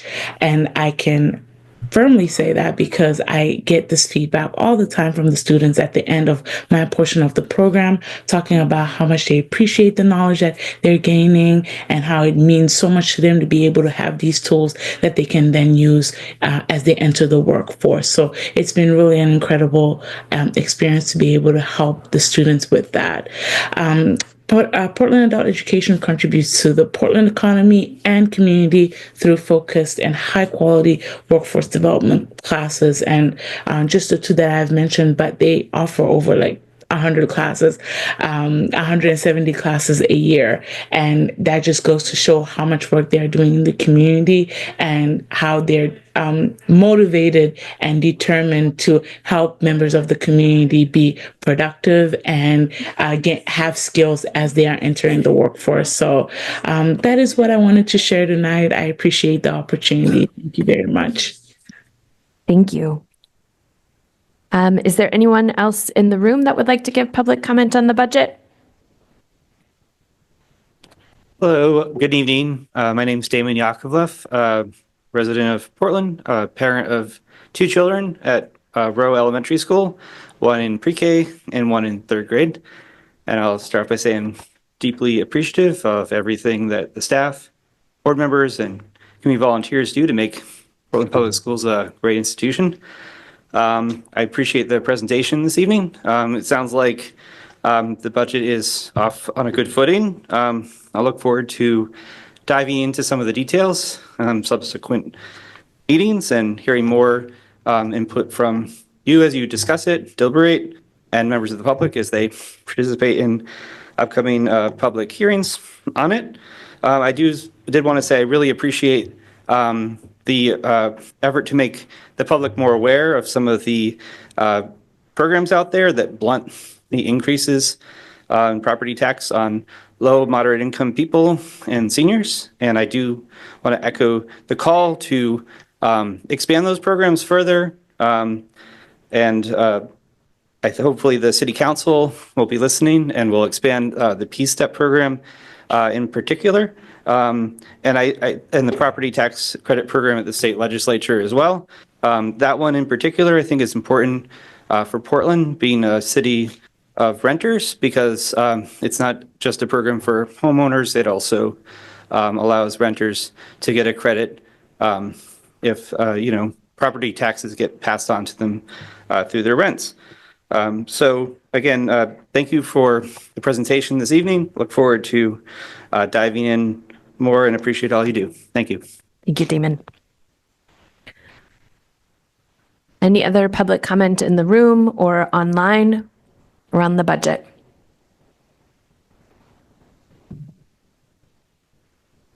Good evening, everyone. I'm Maris Ayala. I am a parent of 2 students at Rowe. So thank you so much for Rowe teachers and principals. I'm also the Lincoln Middle School principal. I don't really have anything planned to say or written. I just know what I would like to say is that I really appreciate this presentation. And I just want to encourage anyone that speaks to just remember that we are modeling for students across our district and to people as well, right? And I want to encourage you to come together to really find solutions and compromises for our budget. This is not the last budget. We will continue talking about it. And I think it's really important to continue having that open communication and to, at the end of the day, remember that we are centering children. So to always remember that we're centering the kids of Portland Public Schools. So thank you so much. Thank you. Any other public comment on the budget? Okay, seeing no people at the podium or hands on Zoom, I'm going to go ahead and close the public comment for the budget. And I would be looking to board members at this point we'll start with any clarifying questions, and then we will talk about kind of directives for the Finance Committee before we move this budget to the Finance Committee. So at this point, I would welcome any clarifying questions from folks. Yes, Board Member Yusra Ali. I just wanted to clarify, positions that are planning positions, are those for 5 or 1 year? Like, Can you just be a little more clear? yes, so for special education, there is department-based personnel. Yep. Would that be for just the duration of figuring out the programming, or is that longer? So the positions that are, that's a great question. The positions that are proposed and the cost that you see are for 1 year. It's an assumed that they would continue on. There's none that we highlighted as specific to 1 year. We could certainly look at that. There's probably some areas where we could talk about some short-term investment, but for special education in particular, where it is there, we've done the analysis of the programming. Now it's about the capacity to oversee and run it. There's an ongoing need. Thank you, Board Member Lena. Yeah. I have a follow-up to that question. Can you tell us how many positions and where those you're envisioning they would go for the $400,000 increase in school-based personnel? How many staff members would that be, and where do you see them fitting in? So I don't remember off the top of my head exactly which schools they're at. It's 3.5 teachers. And in the budget book, there's a table that has the exact staff count by school. And so there's 3.5 teachers there. There was some change that happened this year, just within the school year, of bringing on additional education technicians that were included in this as well. But we didn't consider it an addition because we were looking at it from year to year. Great, thank you. Thank you. Other clarifying questions from the board? I just had one question, Superintendent. If you could go through those investment slides and note anywhere where things are being pulled from reserves versus the budget or local budget, that would be helpful. I'm sure it's in the budget book, but it would be helpful to have that context tonight. Or if you want to point me to a page.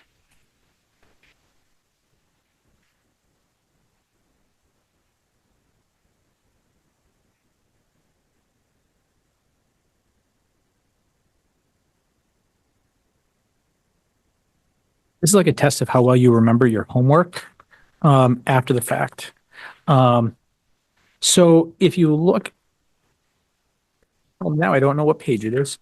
If you look at page 17 in the budget book, you will see a fund balance piece there.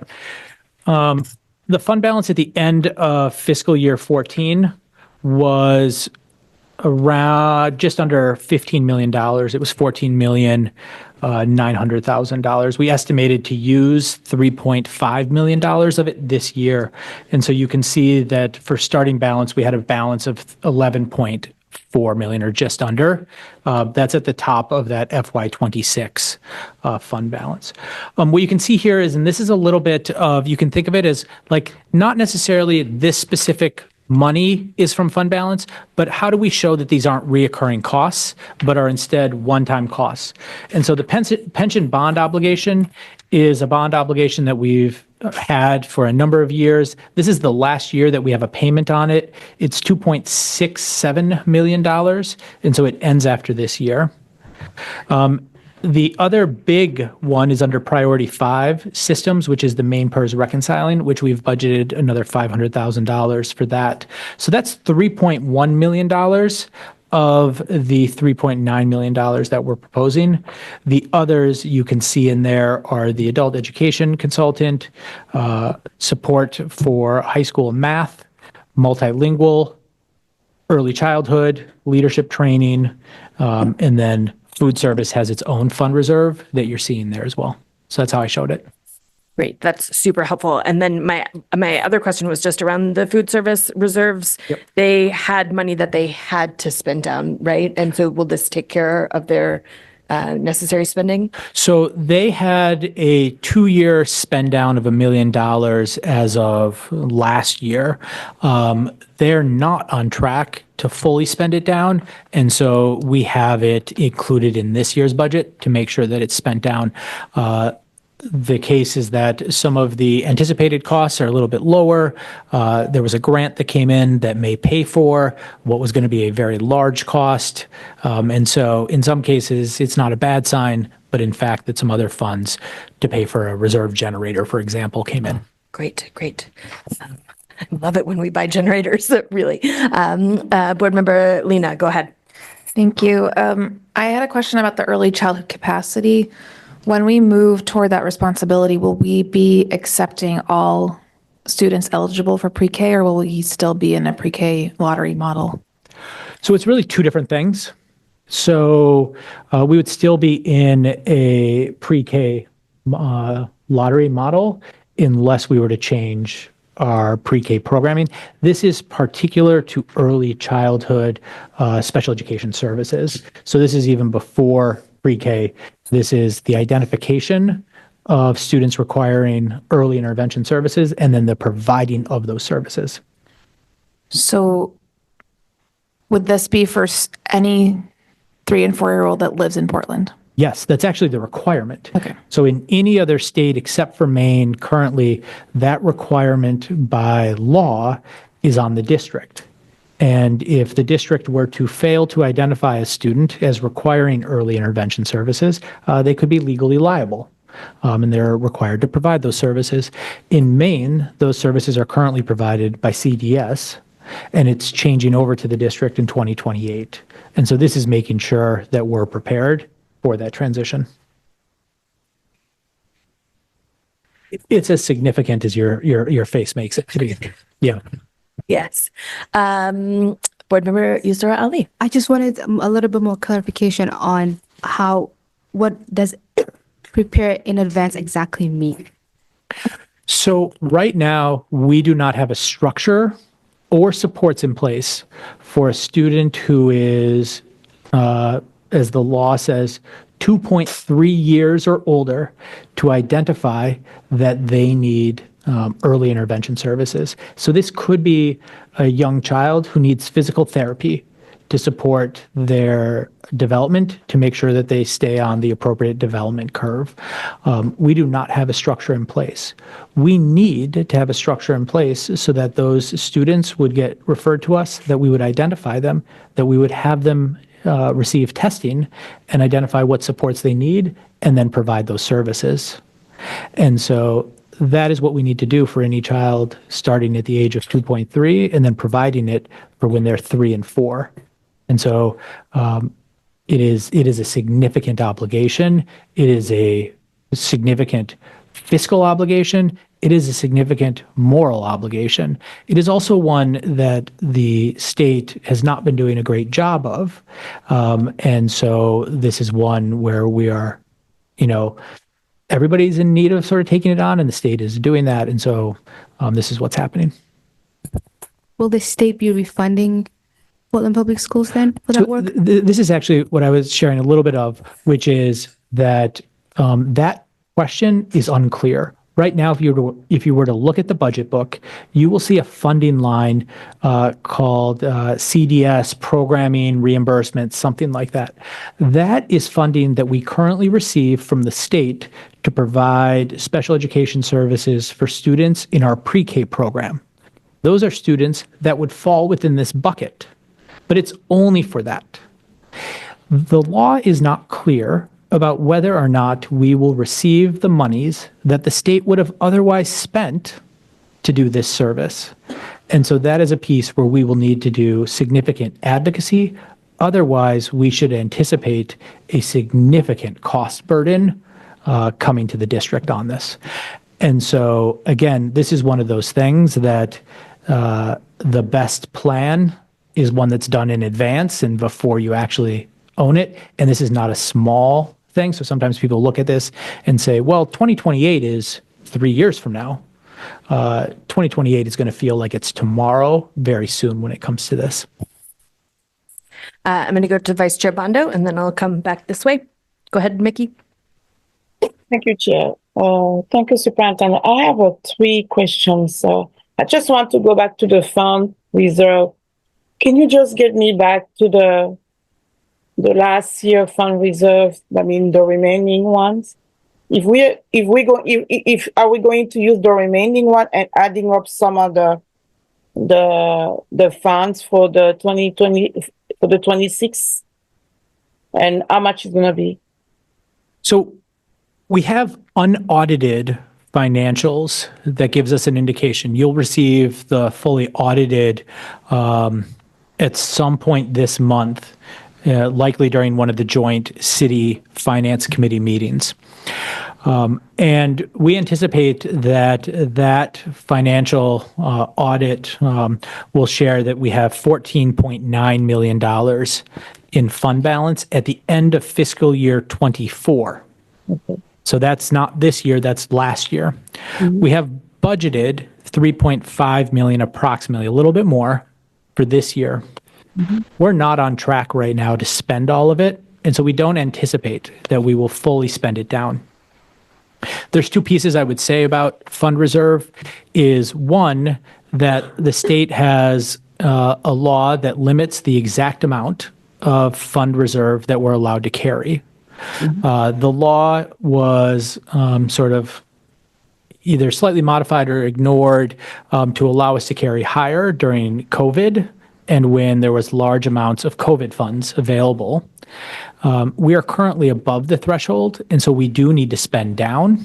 Mm-hmm. It is also, I think, prudent for us to maintain a somewhat healthy reserve, just with unknown potential costs, or let me rephrase that, potential reductions in revenue at the federal level that may happen, whether that's at the food program level, as we get significant reimbursement at the federal level, to changes in title. And so there's a balance there of needing to spend and needing to keep a healthy reserve. Okay, that makes sense. So most of the fund balance for this year is going to be just for one-time cost, all right? Expenditure? That's correct. Okay, all right. So my second question is on the adult education. I saw the 0 amount, if I remember correctly, under the grant for the 25 for this current year. That's correct? I'm sorry, I didn't understand the question. I couldn't quite follow it. You broke up a little bit, Mickey. Oh, okay. On the adult education, under the grant, I saw 0 amount on the 2025 and a 5 million projected to 25 for 26. I just want to make sure then that's exactly what I saw. Yes. So when the budget book was put together for fiscal year 25, we did not have the grants for adult education. This year, we didn't know what they were. They had not been previously included in Munis, our financial system. This year, through the work of Abby, the director of adult education, her team, we've included them this year. And so we've included estimates of what we anticipate receiving. And so that's why you see it go from 0 to a higher number. So are we going to have some retroactive expenditures there? So if it's not, so how did we cover those areas then we're supposed to be covering that grant? So this is more a question of, we got into a spot where we were trying to figure out how to show and keep it consistent. And so what we can share at the finance committee is an updated number there that shows what dollar amount of grants they have received this year versus what was budgeted. And so we can show you that it's not a need to go back retro. They have received grants this year. It's just not captured there. Okay. So the last question, I see some position added then we under the proposal. Do we have any cut any other position around the district? There's a small number of positions that are proposed to be reduced at the central office. There's a table that is right before the I think it's right before the department section in the budget book that gives a detail of all of the changes in positions. And so that has those adjustments, both in terms of title, additions, and reductions. It's a very small number. At the school level, well, there is a proposal to add a music teacher at Portland High School. The budget does include a reduction of 2 staff, 2 core content teachers at Portland High School. That is in response to the fact that Portland High School's senior class this year is approximately 280 students, and next year it is estimated to be between 160 and 180 students. And so it just has to do with a bubble in that year, in that class, and more students choosing to go to Deering next year. And so there is a slight reduction in the number of core teachers. And then that change always happens every year at the elementary level, where one year Talbot may have 2 third grades and the next year 3, and Rowe may have 3 and 2. And so there's a little bit of shifting that happens there that you can see in the staffing pages for those schools. Okay, so maybe that one can go back. I just want to go a little more further for the reduction for the core teacher you just mentioned in high school because of next year senior class. So the inflation, the imbalance sometimes goes year to year. So when we making a reduction now, and then the following year we have a high number of seniors, so we have to hire back again. I just want to make sure then we go into that area, to that sense. Yeah, I mean, this is an area where our overall pattern for enrollment in the district is not going down. We are working through a bubble that exists in our high school enrollment. Okay. And so if you look at our overall number, it may be that Portland goes up a little bit, but what we're seeing is that the average number of high school students that we will have in our system is lower over the next several years than it was last year, this year, as those big senior classes work out. And so this is not something where when we look at our 8th grade or our 7th grade this year, we anticipate that next year we'll have to turn around and hire unless there was a change, pretty significant change in enrollment patterns. And so we have some more follow-up questions later on. Yeah, we would welcome that. And just another note, so that bubble that superintendent is referring to is why then the board made the resolution about balancing the high school enrollment. Yeah. So I think, I mean, the hope is that we will avoid that yo-yo effect that you're referring to. Okay, perfect. Vice Chair. Board Member Ali, and then we'll just work down the line there. All right. Hey everyone, Ali. First off, I thought I was in a meeting. I just want to thank everyone that was up here for the public comment, and we've heard all of your statements, and we're going to take serious consideration into it. Just wanted to make sure that that was said before while we're continuing to look at the budget. Thank you, Board Member Ali. Board Member Upperman, go ahead. Thank you. I have a question about our strategic plan. Because of the CDS stuff, the Child Development Services, will we need to revisit that plan next year?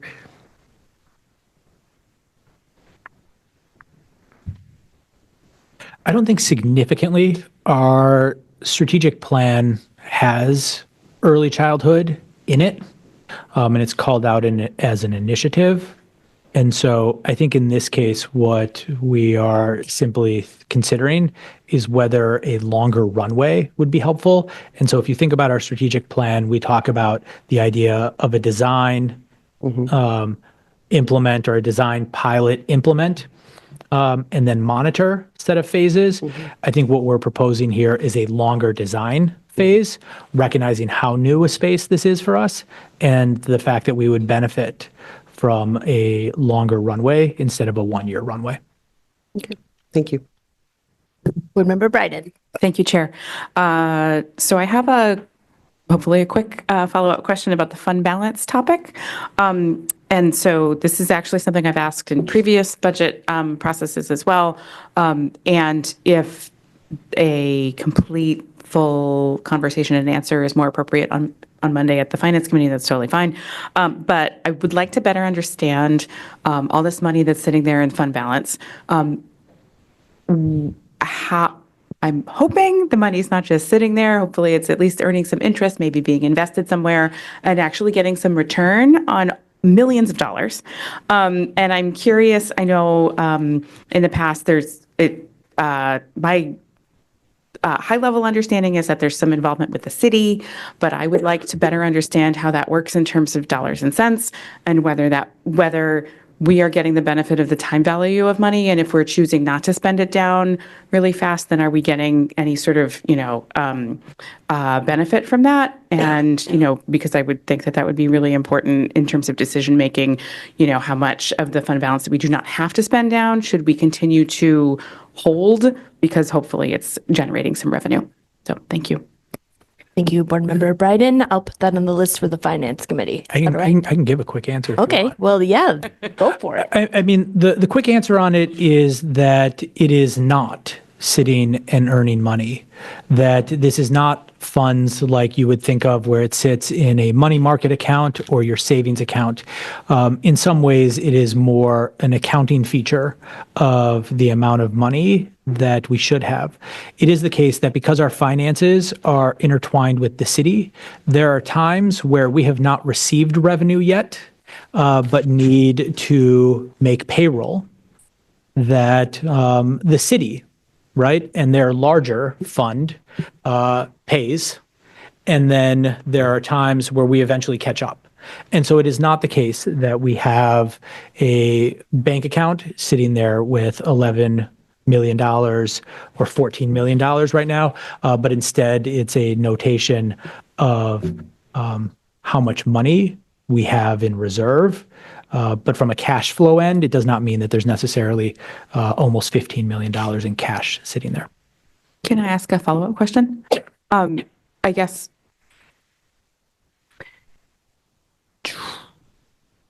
So if there's $11 million somewhere, I get what I'm trying to better understand is who is getting the benefit of that money sitting there, whether it be interest, investment, income, that sort of revenue. I would answer that in two ways. I would say there are days where the city is benefiting from it, from the fact that it sits in their account.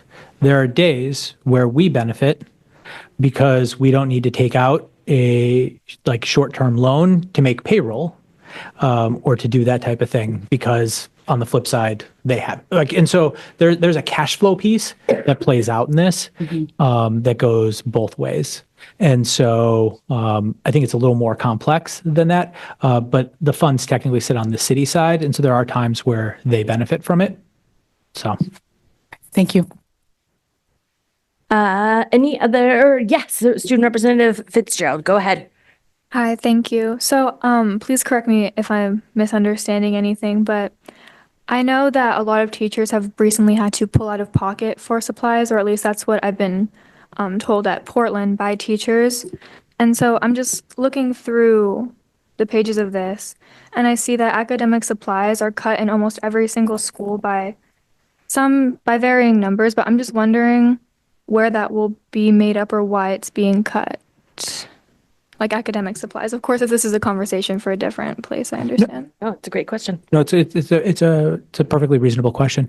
So when the budget took place for last year, and schools are given a pocket or a pool of money that Principal Jepson then decides how to allocate. When they were given it last year, they were given it all in one line that said academic supplies. And so you see one large lump sum that said academic supplies. And then that spring, throughout the budget process, but really almost over the summer, they then chose how to distribute it. And in some cases, they had to make hard trade-offs, right? In the same way that this board's going to make hard trade-offs about what to fund and not. But because it all sat in that academic supply side, you see a really large number there right now. This year, the principals have already done that process. And so that distribution has already happened. And so if you look at schools as an example, you'll actually see a large jump in contracted funds on the school piece. And that contracted piece is actually for athletics, and that's their athletic equipment piece.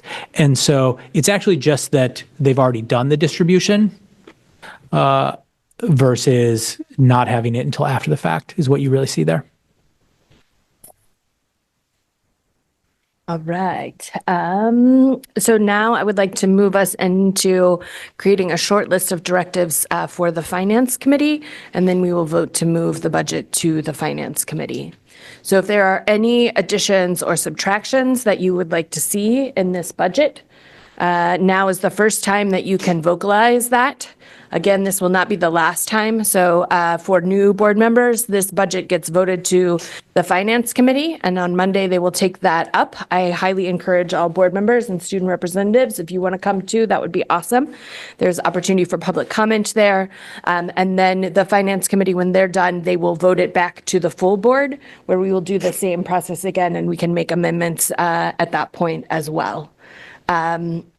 So yeah, go ahead, Board Member Ali. So we're allowed to, even if we're not on that committee, we're allowed to be there and speak on behalf. Yeah, of it, you right? just don't get a vote, but you can 100% contribute. Okay, thank you. Yeah. Yes, Board Member Opperman, go ahead.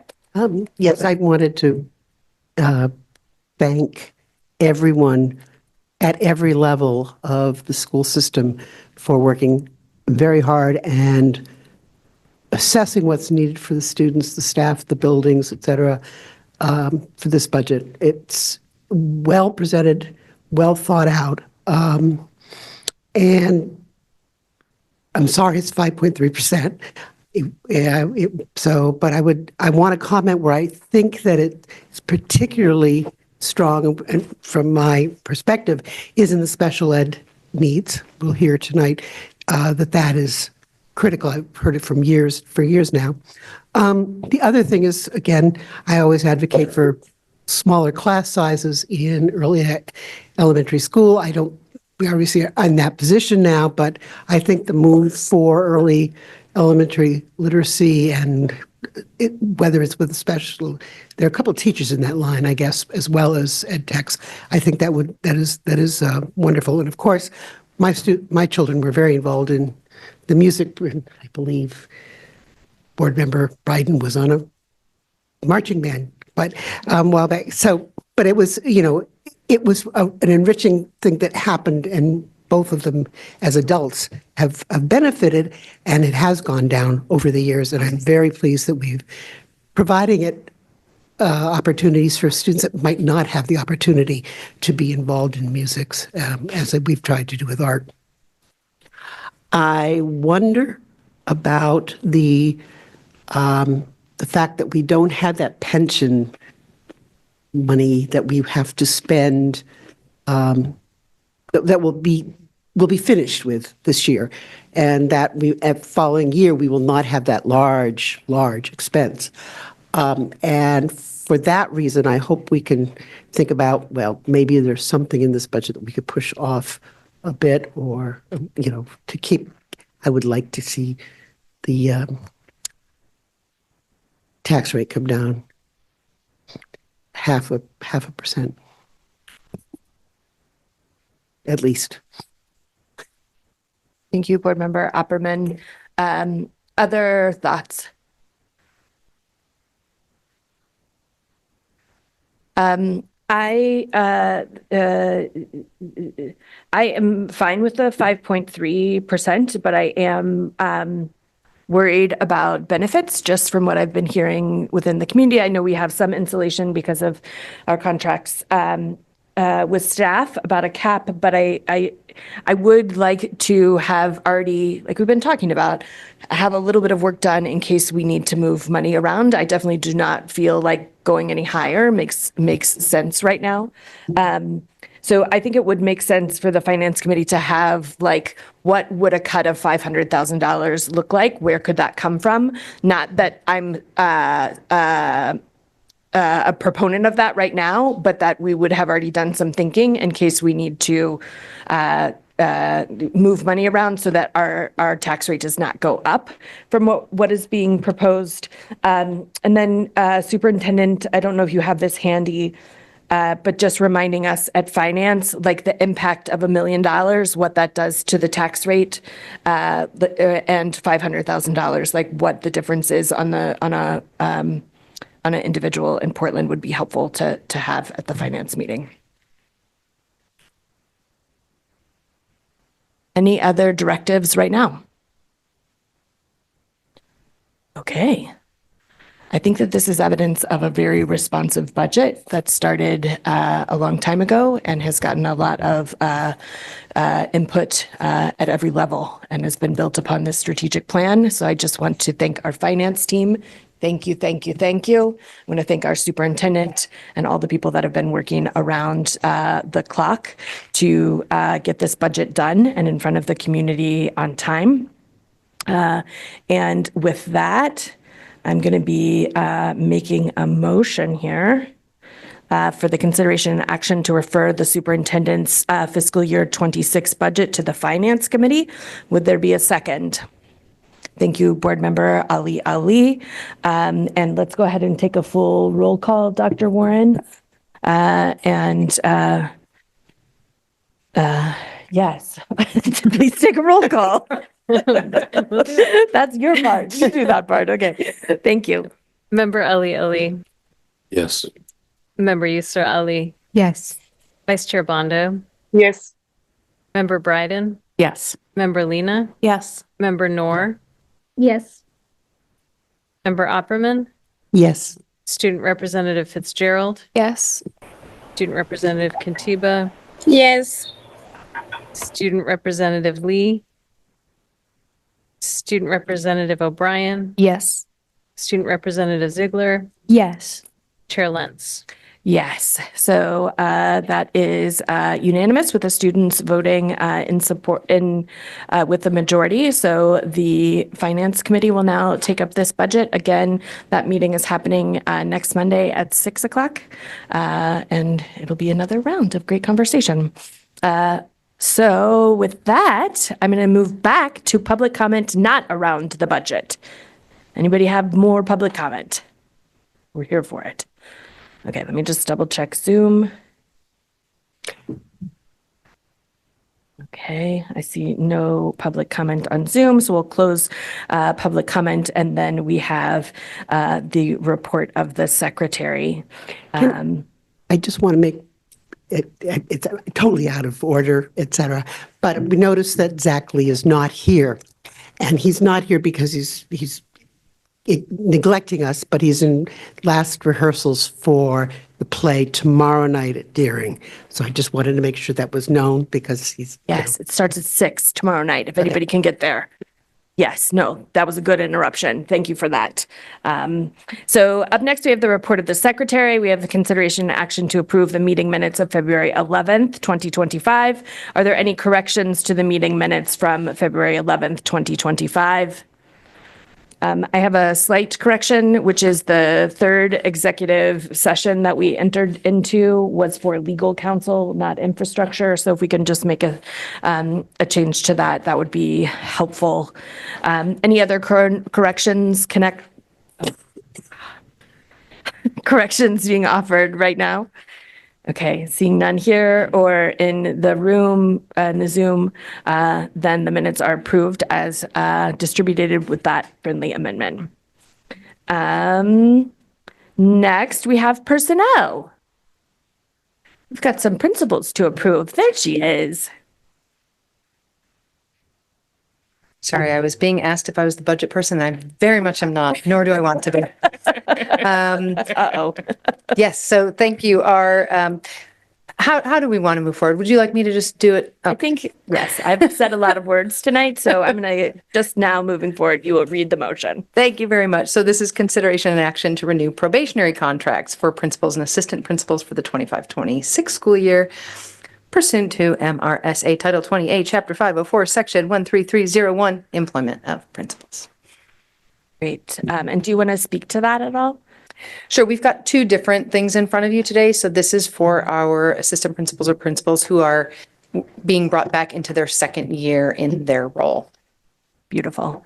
So do I have a motion for the consideration and action to renew probationary contracts of principals and assistant principals for the 2025-2026, hold on, let me finish, 2026 school year pursuant to M.R.S.A. Title 20A, Chapter 504, Section 13301, Employment of Principals. That was Board Member Bryden and a second, Board Member Ali.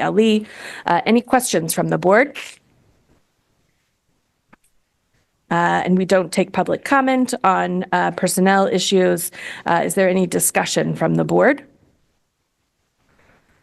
All right, then by roll call vote, please indicate whether you are in favor of the consideration and action to renew probationary contracts of principals and assistant principals for the 2025-2026 school year pursuant to M.R.S.A. Title 20A, Chapter 504, Section 13301, Employment of Principals. Member Ali. Yes. Member Yusra Ali. Yes. Vice Chair Bondo. Yes. Member Bryden. Yes. Member Lena. Yes. Member Noor. Yes. Member Opperman. Yes. Student Representative Fitzgerald. Yes. Student Representative Kantiba. Yes. Student Representative Lee is not with us tonight. Student Representative O'Brien. Yes. Student Representative Ziegler. Yes. Chair Lentz. Yes, so the motion passes with the students voting with the majority. Go ahead. Thank you. And I won't read the whole thing again, but this is consideration and action to renew continuing contracts or non-probationary folks. These are principals and assistant principals who have already moved through that 2-year probationary period and are up for renewal for their contracts. Beautiful. So I'd be looking for a motion for the consideration and action to renew continuing non-probationary contracts of principals and assistant principals pursuant to M.R.S.A. Title 20A, Chapter 504, Section 13301, Employment of Principals. Oh, I'm Board Member Ali. That was good. And Board Member Opperman is the second. Any questions from the board? We don't have public comment on personnel items. Any general discussion from the board? Then by roll call vote, please indicate whether you are in favor of the consideration and action to renew continuing non-probationary contracts of principals and assistant principals pursuant to M.R.S.A. Title 20A, Chapter 504, Section 13301, Employment of Principals. Member Ali. Yes. Member Yusra Ali. Yes. Vice Chair Bondo. Yes. Member Bryden. Yes. Member Lena. Yes. Member Noor. Yes. Member Opperman. Yes. Student Representative Fitzgerald. Yes. Student Representative Kantiba. Yes. Student Representative O'Brien. Yes. Student Representative Ziegler. Yes. Chair Lentz. Yes, so the motion passes with the students voting with the majority. We have up next our focus on education, but I would like for us to take a recess before we do that, a 10-minute recess. So we'll come back together at 8:53, please. I was Thank you, Henry. Okay, so we are back. Board members, if you want to come up and take your seats. Board Member Ali, you ready? Okay, we're ready for you, Dr. Warren. Wonderful. Thank you. I am Sarah Warren. I'm the Senior Executive Director of Strategy for the district, and I am thrilled to be here tonight to be able to introduce some folks and really share with the public and with the board where we are at with our special education opportunity review. And this connects to Strategic Initiative 2.5, where we have made a commitment as a district to strengthen our continuum of services and instruction for students requiring special education support.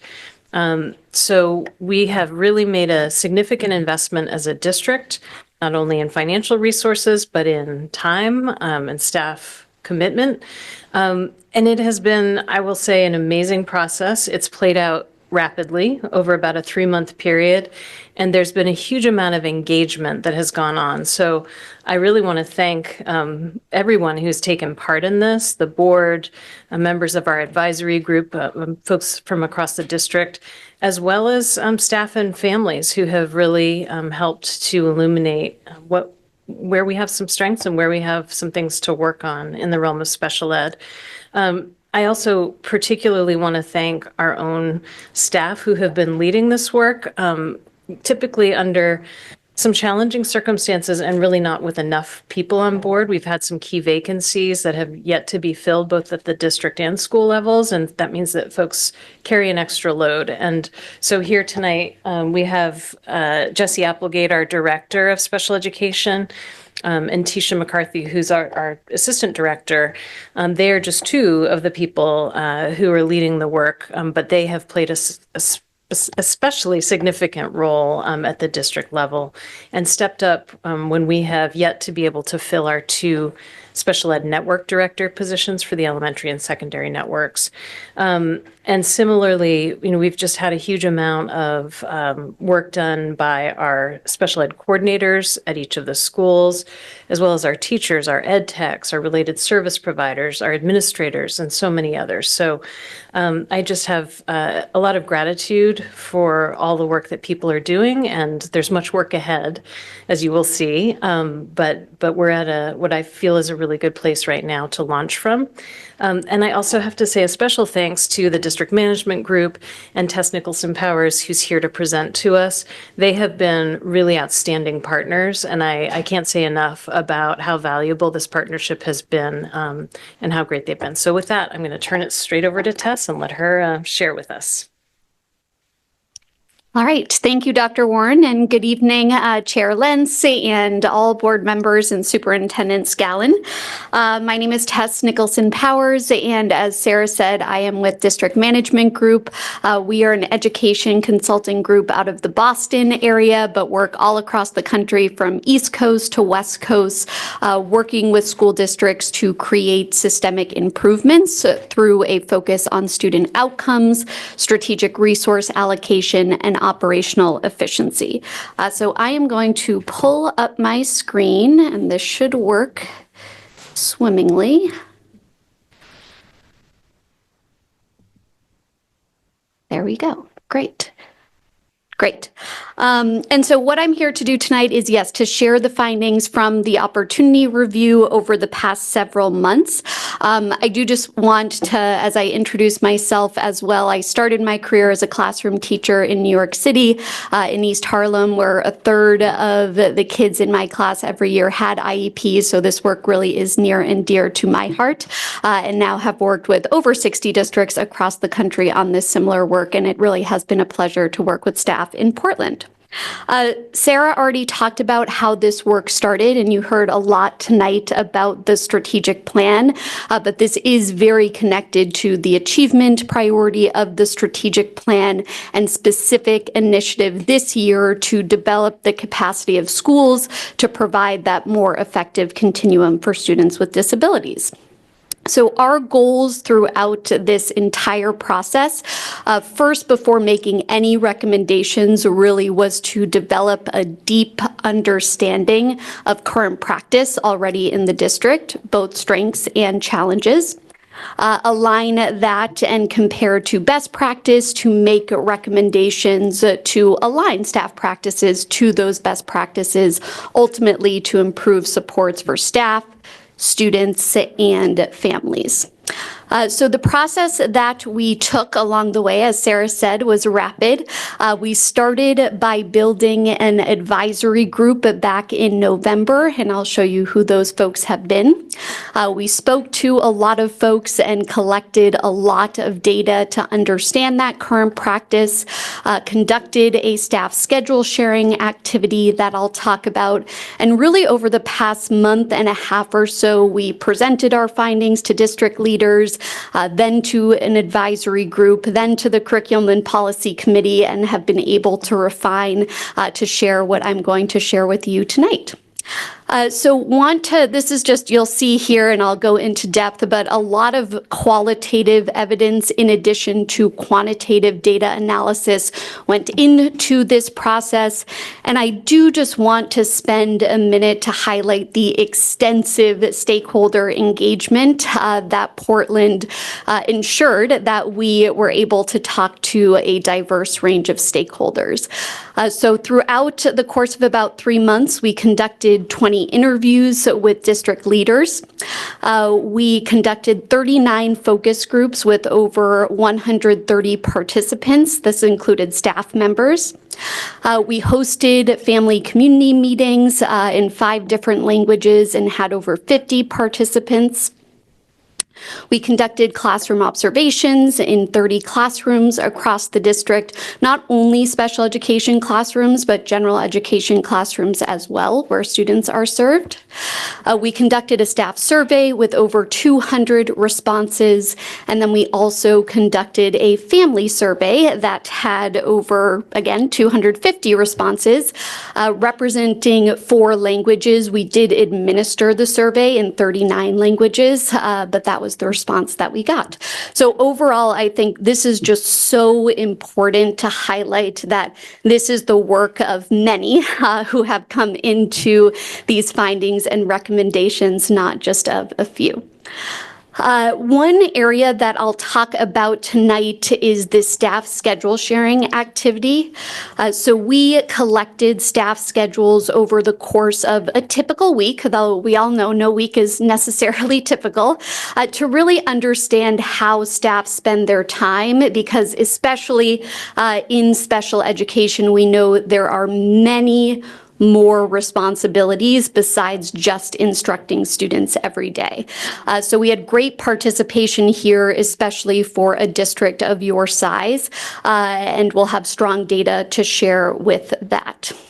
And before I go on to the actual findings, just a big thanks to this group. A lot of small names up there because there are many, but this is the group of folks that really advised us throughout this whole process. So you have district leaders, school leaders, staff members, board member, etc., and just were invaluable in their feedback, both at the start of this process, but also at the end.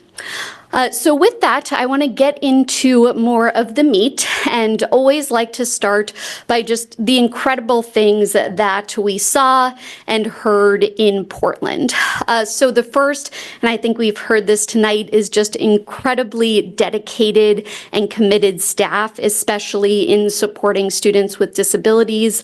Despite staffing vacancies and other challenges just nationwide now in terms of the availability of staff were always committed to supporting students, and that really came across when they spoke about each other as well.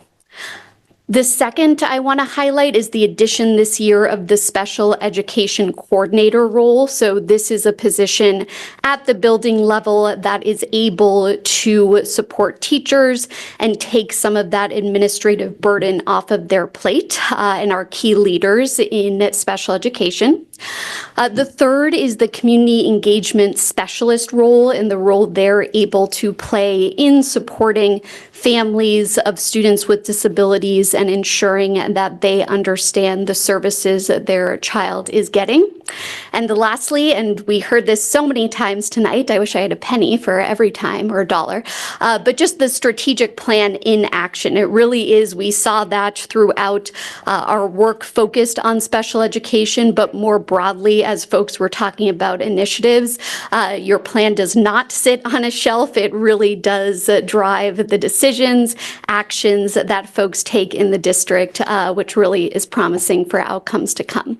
So overall, just some incredible strengths to build upon, many more here, but wanted to highlight these few. And as I get into the findings, and you saw some of this data tonight, but I think it's important to ground in who are the students that you're serving. And 2 things I want to call out: 21% of students in Portland have IEPs, or individualized education programs. 4% have 504s, which means 1 in 4 students has some type of specialized learning plan in Portland. So overall, you just have many students to serve, which is, I think, why this work was so urgent for the district. So to give a brief executive summary of everything I will cover tonight, I want to just talk about what was and is the current state what are some of the root causes we identified and opportunities moving forward.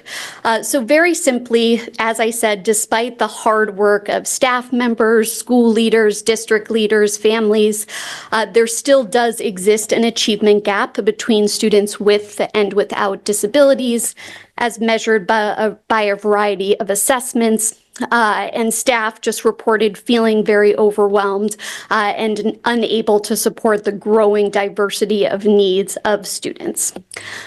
So as we dug in, and I will talk about each of these individually, but 5 really key areas came to the surface as to why this current state may exist. So the first of that was data practices and just what systems exist around that. The second is around IEP development. So how do you identify specific student needs and put a plan in place? The third was around supports for students with mild to moderate disabilities who are supported mostly in the general education setting. The fourth was around specialized programming, and the fifth around family engagement. So I'll talk about all of these areas and how they directly align ultimately to our opportunities and recommendations to address these root causes. So I always think it's helpful to just tell the story of a student experience and the road that they may follow. And so here what you're seeing really is for any student, they're going to receive strong Tier 1 instruction. So regardless if they have a disability or not, if that Tier 1 instruction in the classroom is not working, they may receive interventions through what we call RTI. If those are not working, then likely an IEP will be developed. They may have a mild to moderate disability that requires services. If that is greater, they may receive some services in specialized programming. And if that is not working, they may be placed in an out-of-district placement. And you'll see here, those yellows are where we focused the analysis. I want to make very clear that Tier 1, RTI, and out-of-district are all incredibly important, but Tier 1 and RTI really are general education teaching and learning initiatives, and so should not live only within special education. And because of your robust specialized programming, you're able to serve a lot of students in districts. So that is why we chose to focus on these 3 areas, as we believe they're going to be most impactful at this point to tackle.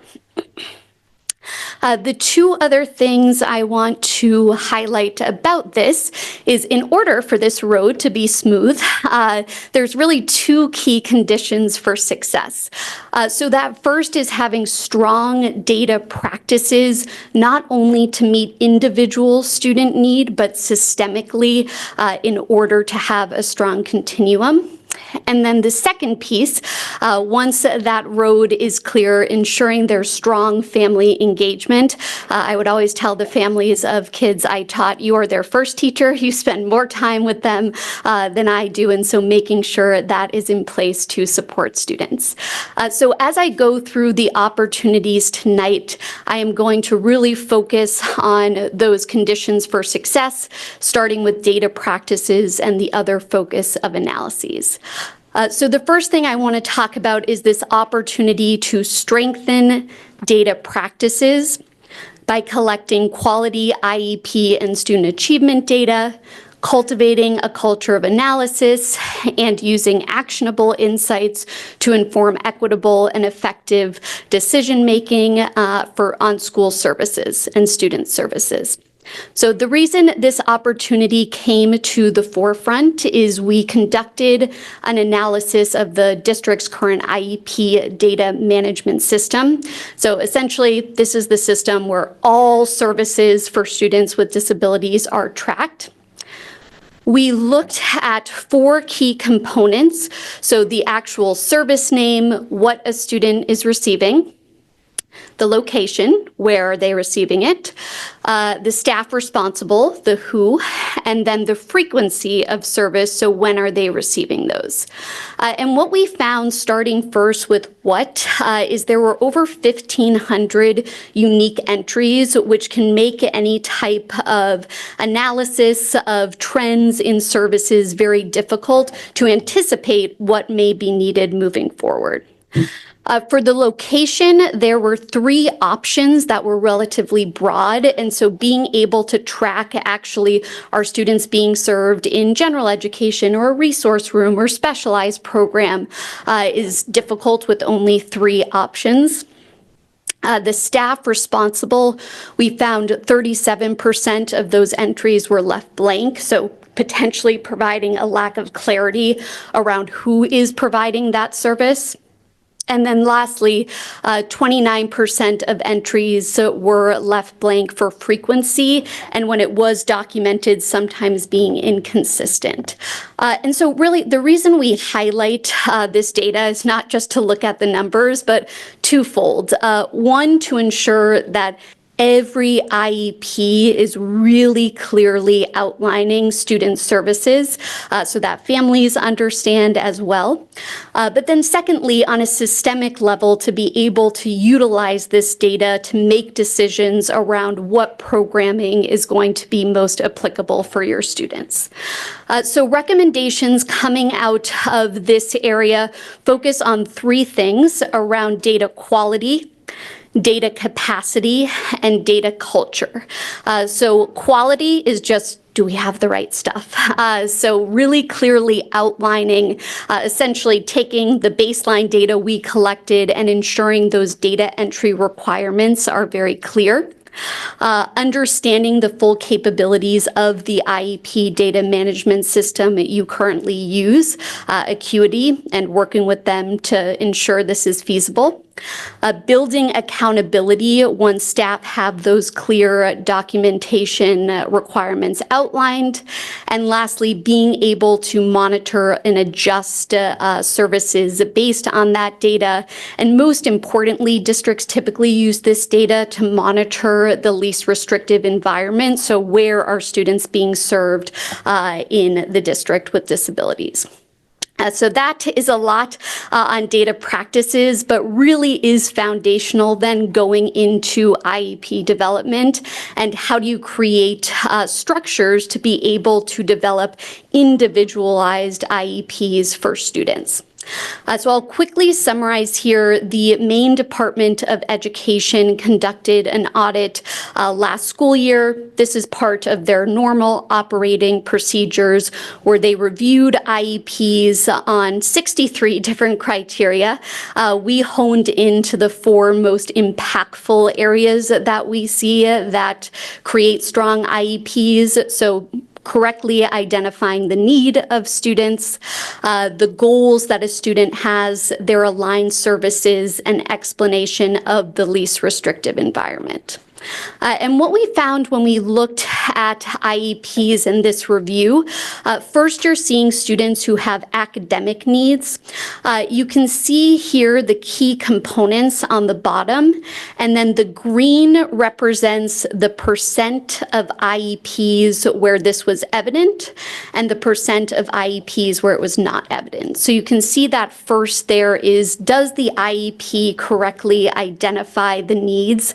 PLAF statement, needs statement, so less than half doing that. And then we looked at goals, the services, and aligned to those goals. So overall, you can see, and this was the same with the functional goals as well, that more than half of IEPs the state found did not have strong evidence of needs being identified, and that's foundational to the entire IEP.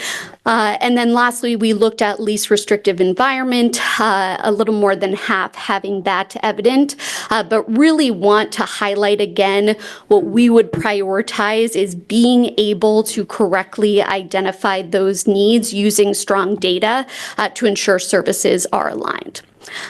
So here, in terms of top opportunities, those key, 63 criteria is a lot they look at. So really prioritizing these top 4 and then developing a professional learning approach so that staff are well equipped and supported with the data they need to be able to develop strong IEPs, creating review cycles to support staff in developing strong IEPs. And then lastly, I talked about this incredible role of the special education coordinator. And after this first year will be a great time to assess, okay, what is working well about this role? How can they support in this area as an area of need? So want to highlight again, staff are doing the best with what they have, but there are some key components here of IEPs that can be strengthened. The third here is the supports for students with mild to moderate disabilities. So there's 3 key areas we looked at to improve supports for students with mild to moderate. That is related to collaboration, scheduling, and professional learning and development. So the current practice here, essentially what we heard from staff and ed techs is that there just isn't enough time to collaborate right now. However, I will say the district has the incredible resource of the early release Wednesdays. And so as we dug in more, it really was about how is that time structured and utilized, and what does strong collaboration look like? The second thing is related to scheduling. So you can see some results of the time study, just staff reporting varying amounts of time directly supporting students because of other activities that they are responsible for, working sometimes in small group sizes like social workers and speech therapists, which can limit their reach, again, just because of how the schedule is structured, not how they are necessarily setting up their schedules. And the last thing is related to that professional learning and development. I think we see a lot just, okay, if we add more staff, we'll see better results. But really what this highlights is how do you support the current staff you have, the structures, the professional learning, so that they are able to be successful. So moving on, there's a lot here, and this is actually related to what we heard some of tonight. But the first is just building an approach and system to monitor and support staff in building their schedules, because if you've been in a school, you know the schedule can really make or break some of the best priorities. So utilizing that to also support co-planning for teachers. The next 2 are really focused on that professional learning and ensuring that staff have the ability to provide feedback and input on what is going to be most impactful for them. Providing instructional coaching for special educators, and then lastly, enhancing development for ed techs as they play a critical role in the district that is different than special education teachers, and so ensuring they have the support that they need.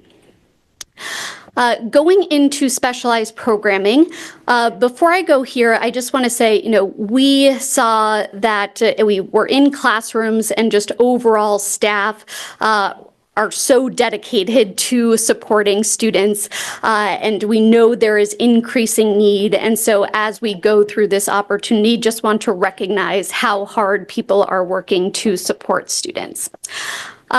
Here is just an outline of your district programs. So you have programs on the left there, descriptions. Overall, this is about 3% of the district's enrollment who are served in specialized programs. How we analyze these programs is really taking a look and separating what is the strategy of the program. So do we understand what these programs are intended to do? What are actually the structures for implementation? And then how are we engaging stakeholders and communicating about these programs? So I'm going to show you just a summary of how we assessed each program along this continuum of criteria to really focus where the district should go next with specialized programs. So overall, this is a review of the documentation on these programs. We found that for the most part, you can see here the portfolio of programs had a documented vision, clear outline of resource allocation and staffing guidance. When we got into implementation, one thing that was not clear based on documentation were what are the program management protocols for these, who is supporting, what is the role of a school leader, district leader, staff, ed tech, et cetera, to make this program run every day, again, despite the hard work of all of those people to do so. Staff development was partially outlined in most of the programs, and then those classroom structures was a bit more variant in those programs. The one there I just want to call out on the bottom, functional academics, there's been a lot of conversation in the district of does this even belong kind of in the specialized program realm or something separate? So I think that's reflected here as the district refines its just process and overall purpose for functional academics. So what you can see here is really where the focus now needs to be is more so on the implementation side. You've got the programs, what are the structures to ensure they are implemented effectively? And you'll see that reflected in the budget with the proposed additional supports for each of those programs to manage them, oversee them, et cetera, effectively. So in terms of recommendations here, we broke them down very aligned to that framework. While we did view and see kind of that shared understanding, shared vision in documentation, did not always hear that from staff. So really being able to codify that district-wide. Doing a review, again, the staffing formulas, the district is well under the staffing ratios outlined for each of these programs, but just reviewing those equitably across the schools. One piece here is, as many of you know, there was a day treatment program years ago, and that kind of transitioned to the Breathe program. So assessing the feasibility of that, there's a lot that goes into being able to sustain a day treatment program, and so it may or may not be feasible. And then for implementation, really focusing on those program management protocols, targeted professional development, and processes. So again, supporting the staff that you do have to be able to do this effectively and communicating with them around what this is going to look like. So last but not least, for all of the above, really ensuring that for family engagement, there's a comprehensive plan that focuses on services for multilingual families, especially so that they understand what already is a complex process around the IEP, and ensuring that families have a way to provide feedback on an ongoing basis. So I'll just highlight these are a few themes that came from surveys, meetings, focus groups, et cetera. The first was around equity and accessibility concerns, so families whose first language may not be English. As I said, it is a complex process, and community engagement specialists are incredibly supportive in this way, but making sure that all staff really understand their role in being able to support families. The second is around communication. In talking to families, this really was about consistent communication. So do staff consistently communicate with families? What does that look like across schools? Families reporting often a parent advocacy burden, so feeling like they have to be the ones who continuously advocate. And then lastly, and this was interesting, it doesn't always come up like this in my work with districts, but they actually called out a need for more training for staff. And you'll see that kind of in our recommendations in other areas of the findings, but I think I just wanted to highlight that families are the ones who called that out as well. So here are 3 areas just that access for non-English speaking families, not only just in documentation, but really making sure that during those meetings, everyone is equipped to be able to support families, answer the questions they need, developing more consistent communication guidance for staff, and then lastly, establishing family feedback protocols. Some districts do this through a special education parent advisory committee. In a district as diverse as Portland, I think it would also be helpful to think through just how do we ensure that students and families whose English is not their first language have access to these structures as well to provide that feedback. So with that was a lot from me. And so where do you go next? And the first thing I will say is I would never recommend that you start doing all of these things at once. A short list is definitely better than a long list to be able to focus on a few things, do those well, and move on to the next. So you'll see here a proposed implementation roadmap. This was developed based on feedback from school leaders, special education coordinators, and the advisory group. The 3 buckets there at the top around data practices and IEP development really are foundational to do anything else to ensure that student needs are being identified correctly, and you can do that in a sustainable, systemic way. Professional development for ed techs, so they have the support they need. And then lastly, the specialized programming. So you'll see all of these are going to require some planning and then ultimately to be implemented in summer and beyond. Within the next month or so, the district will be setting up in some of these cases working groups who will need to be a part of implementing this on things like data practices, mostly district leaders with some input and feedback from others will be appropriate. So this is the plan moving forward, but then each of these will have a much more, and in case you can't see this, a much more detailed action plan, which outlines who is the overall owner of this new initiative, what are the measures of success, so that you know if you've been successful with these different initiatives, and then the specific action steps that would go with that. So I want to wrap us up by saying, this is going to require some change, and change takes time. It's very exciting, and I think there's just so much momentum in the district around this work, but kind of just want to leave with this change management framework and where you are in this process. And this is something we codified from a lot of work with districts, but the first, with any change, really need to create a sense of urgency, and you all have done that. You built an advisory group to champion the work, and really where you are now is in prioritizing those initiatives and setting what you want to see for the future before you enlist more folks to really enable action and ultimately institute change.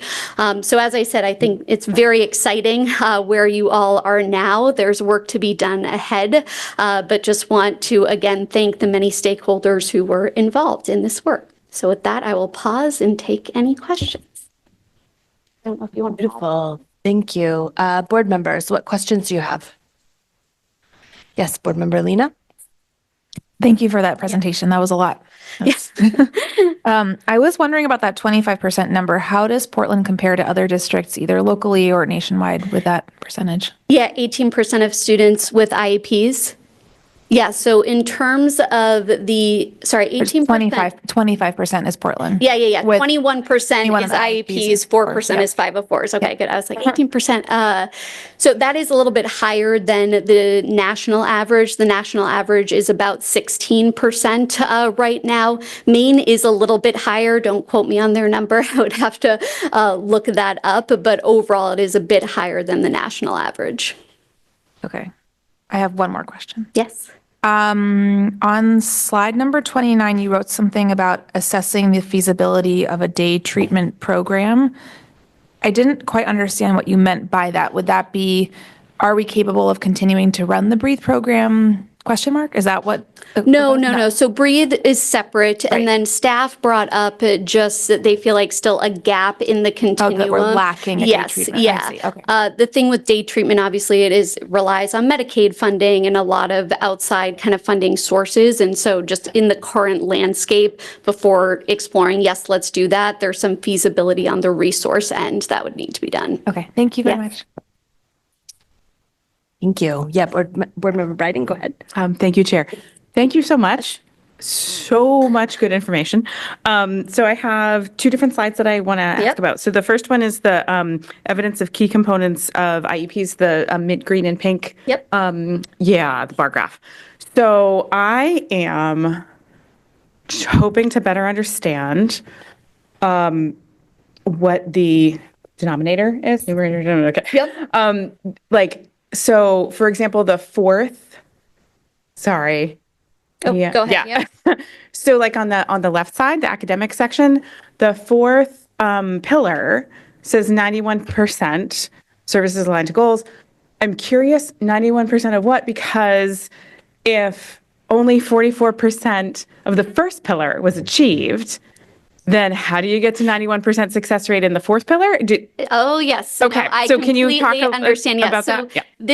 the state in their review does, what I would say would be more appropriate is like a waterfall chart to kind of have a cutoff of each. The state does not look at it that way. They do look at the full, they reviewed 59 IEPs in total. So you'll see we added that call out that says when gaps are not properly identified, it's difficult to actually determine if services are aligned to need. So I would say that's one limitation of the state's audit is that they continue to look at all the IEPs versus saying, okay, if you don't have gaps identified, then how are you going to assess if your services are aligned? And if you don't have goals stated well, then are the services aligned to the statements that might not be actually? Yes. Okay. Yeah. Yep. And so that's why I think starting with that identified need before anything else is going to be the most important. Yep. Super.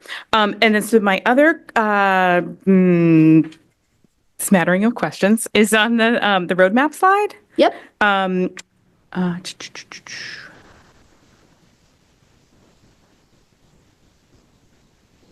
the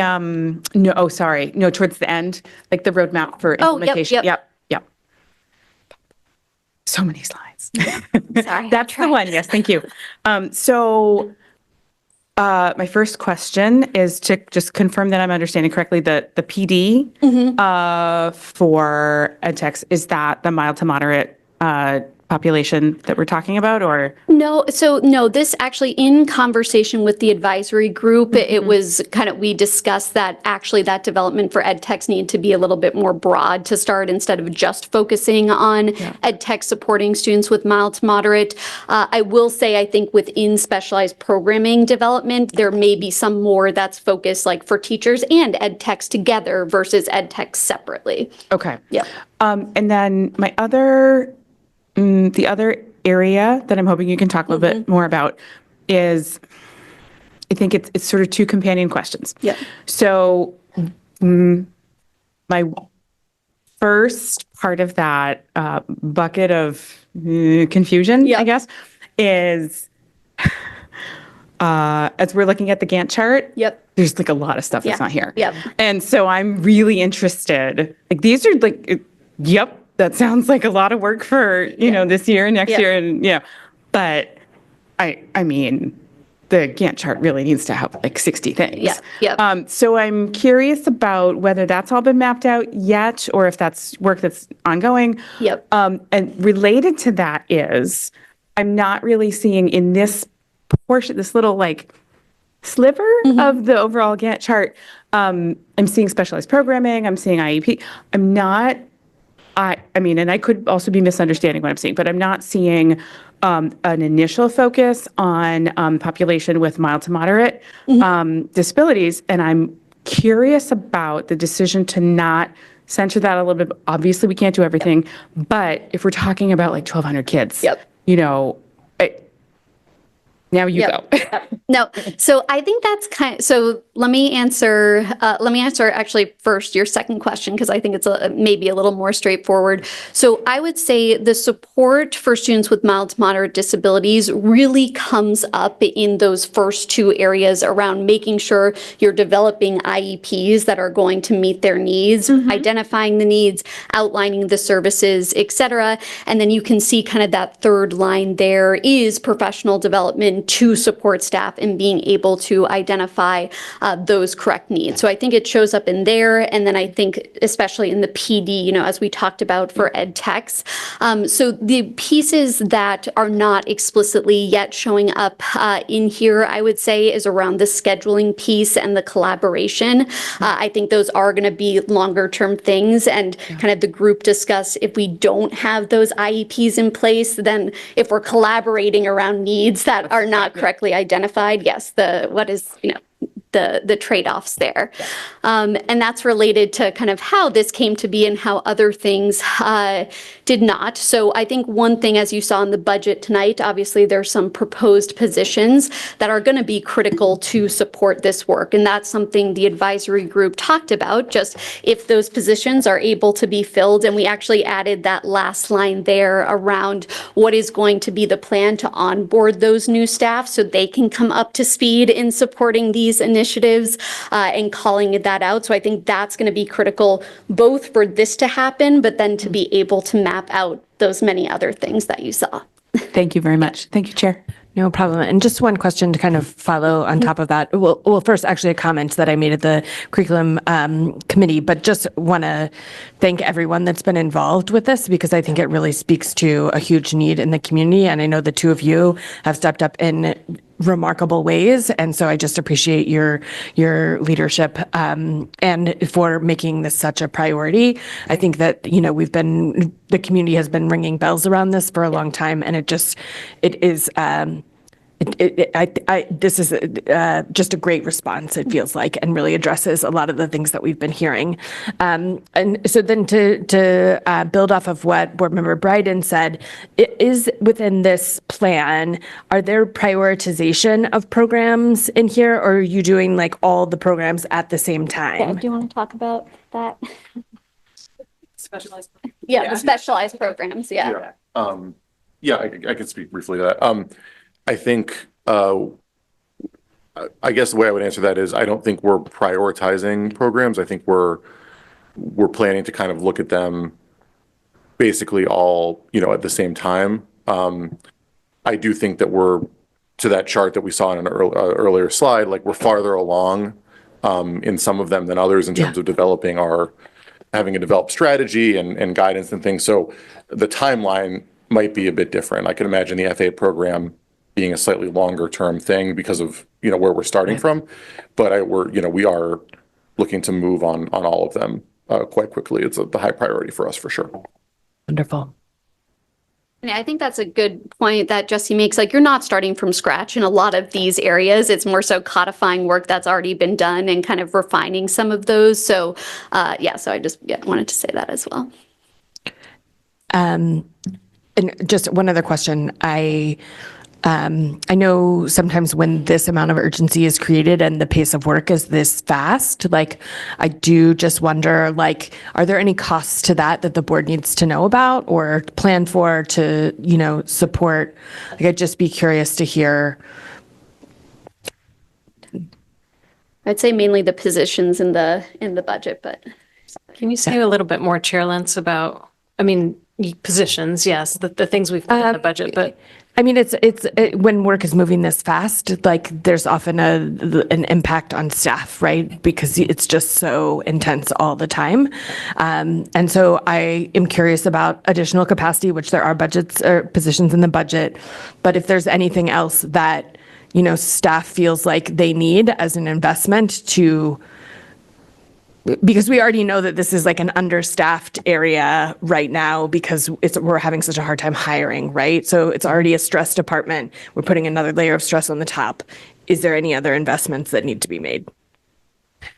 I don't think it's out of the question that more things may evolve as we're getting deeper into the action planning. One conversation I had with Tessa's boss yesterday was around the scheduling, right? So we already use scheduling software from District Management Group for all of our elementary schools, just for regular purposes of scheduling.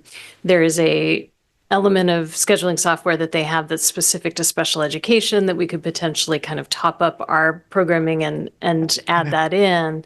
It might help us with some of this coordination around the service provision and the small group instruction and whatnot. We haven't had a chance to fully dig into that yet. So it's possible some of those kinds of things could come up. But I think above all, having the increased staff capacity is really what we need most right now. Okay, beautiful. Yes, Board Member Bryden. Sorry. Thank you, Chair. That last bit reminded me of another question. Acuity was on some slides. It's a piece of technology. Yep. I'm curious how it integrates with other technology within the district. Big question, sorry. The answer is that it doesn't communicate with other technology in the district. So it does exist sort of separately, and the data there is separate. Does that create challenges? Yeah, I mean, it does, and that's a longer term thing. Okay. Acuity is, I'll just say for context, it's used widely across Maine. Yeah. It serves a purpose in terms of creating individual IEPs, right? And that, but having it communicate with like our main, with IC or our main system is something we need to, figure out. Do you, and I don't mean to put you on the spot, I'm so curious, and if this is a conversation for another meeting, that's totally fine, but I'm curious whether the integration with other technology platforms is something that is reasonably doable, like, oh, somebody takes it on as a project, or is it like the different components of technology are just fundamentally not designed to fit together? Yeah, that I don't know the answer. I think it's like when we look at kind of to that point about like what do we want out of our system? Yeah. That's clearly going to be one of the things we're looking at, and then it will be a question of, can Acuity do that? Do we need to look elsewhere? But that's that's a little bit down the road. Okay, thank you. Thanks, Chair. Really appreciate it. Any other questions from the board? Thank you. So, did you have a question? I just wanted to say that the group was amazing. All of the teachers and ed techs and administrators that worked, they did an awful lot of work extra beyond their regular day. Yeah. Yep. Agreed. Thank you. Thank you all so much. Thanks. I know it's a long night. We're going to move to adjournment, but I would ask. Yes, go ahead. Just first, before we go, to know we're on time, just an extreme thanks for the amount of work that you and the team did over a very condensed window of time, the amount of stakeholder engagement you did to make sure that we were really capturing the wide range is greatly appreciated. And just to Jesse and to Tisha, to do the full-time job of 4 people that you already had, plus this is just really wonderfully appreciated. I mean, Chair Lentz asked about what is the additional burden on staff when we do this. Jesse used to have a full head of hair. I used to have a ponytail. Right? But it's just, it's from folks stepping up and filling in this case, to really help us get over the bridge into a better spot. And I think we're on the way there. And so just very much appreciated for both of you staying in there and doing that. So thank you. Thank you. And with that, do we want people to stay around for just a couple minutes after adjournment? Yeah, so folks could just stay here for a couple minutes after adjournment, but I'd be looking for a motion to adjourn. Thank you, Board Member Opperman. And is there a second? Board Member Bryden? All those in favor, raise your hand. We are adjourned at 9:45. Thank you.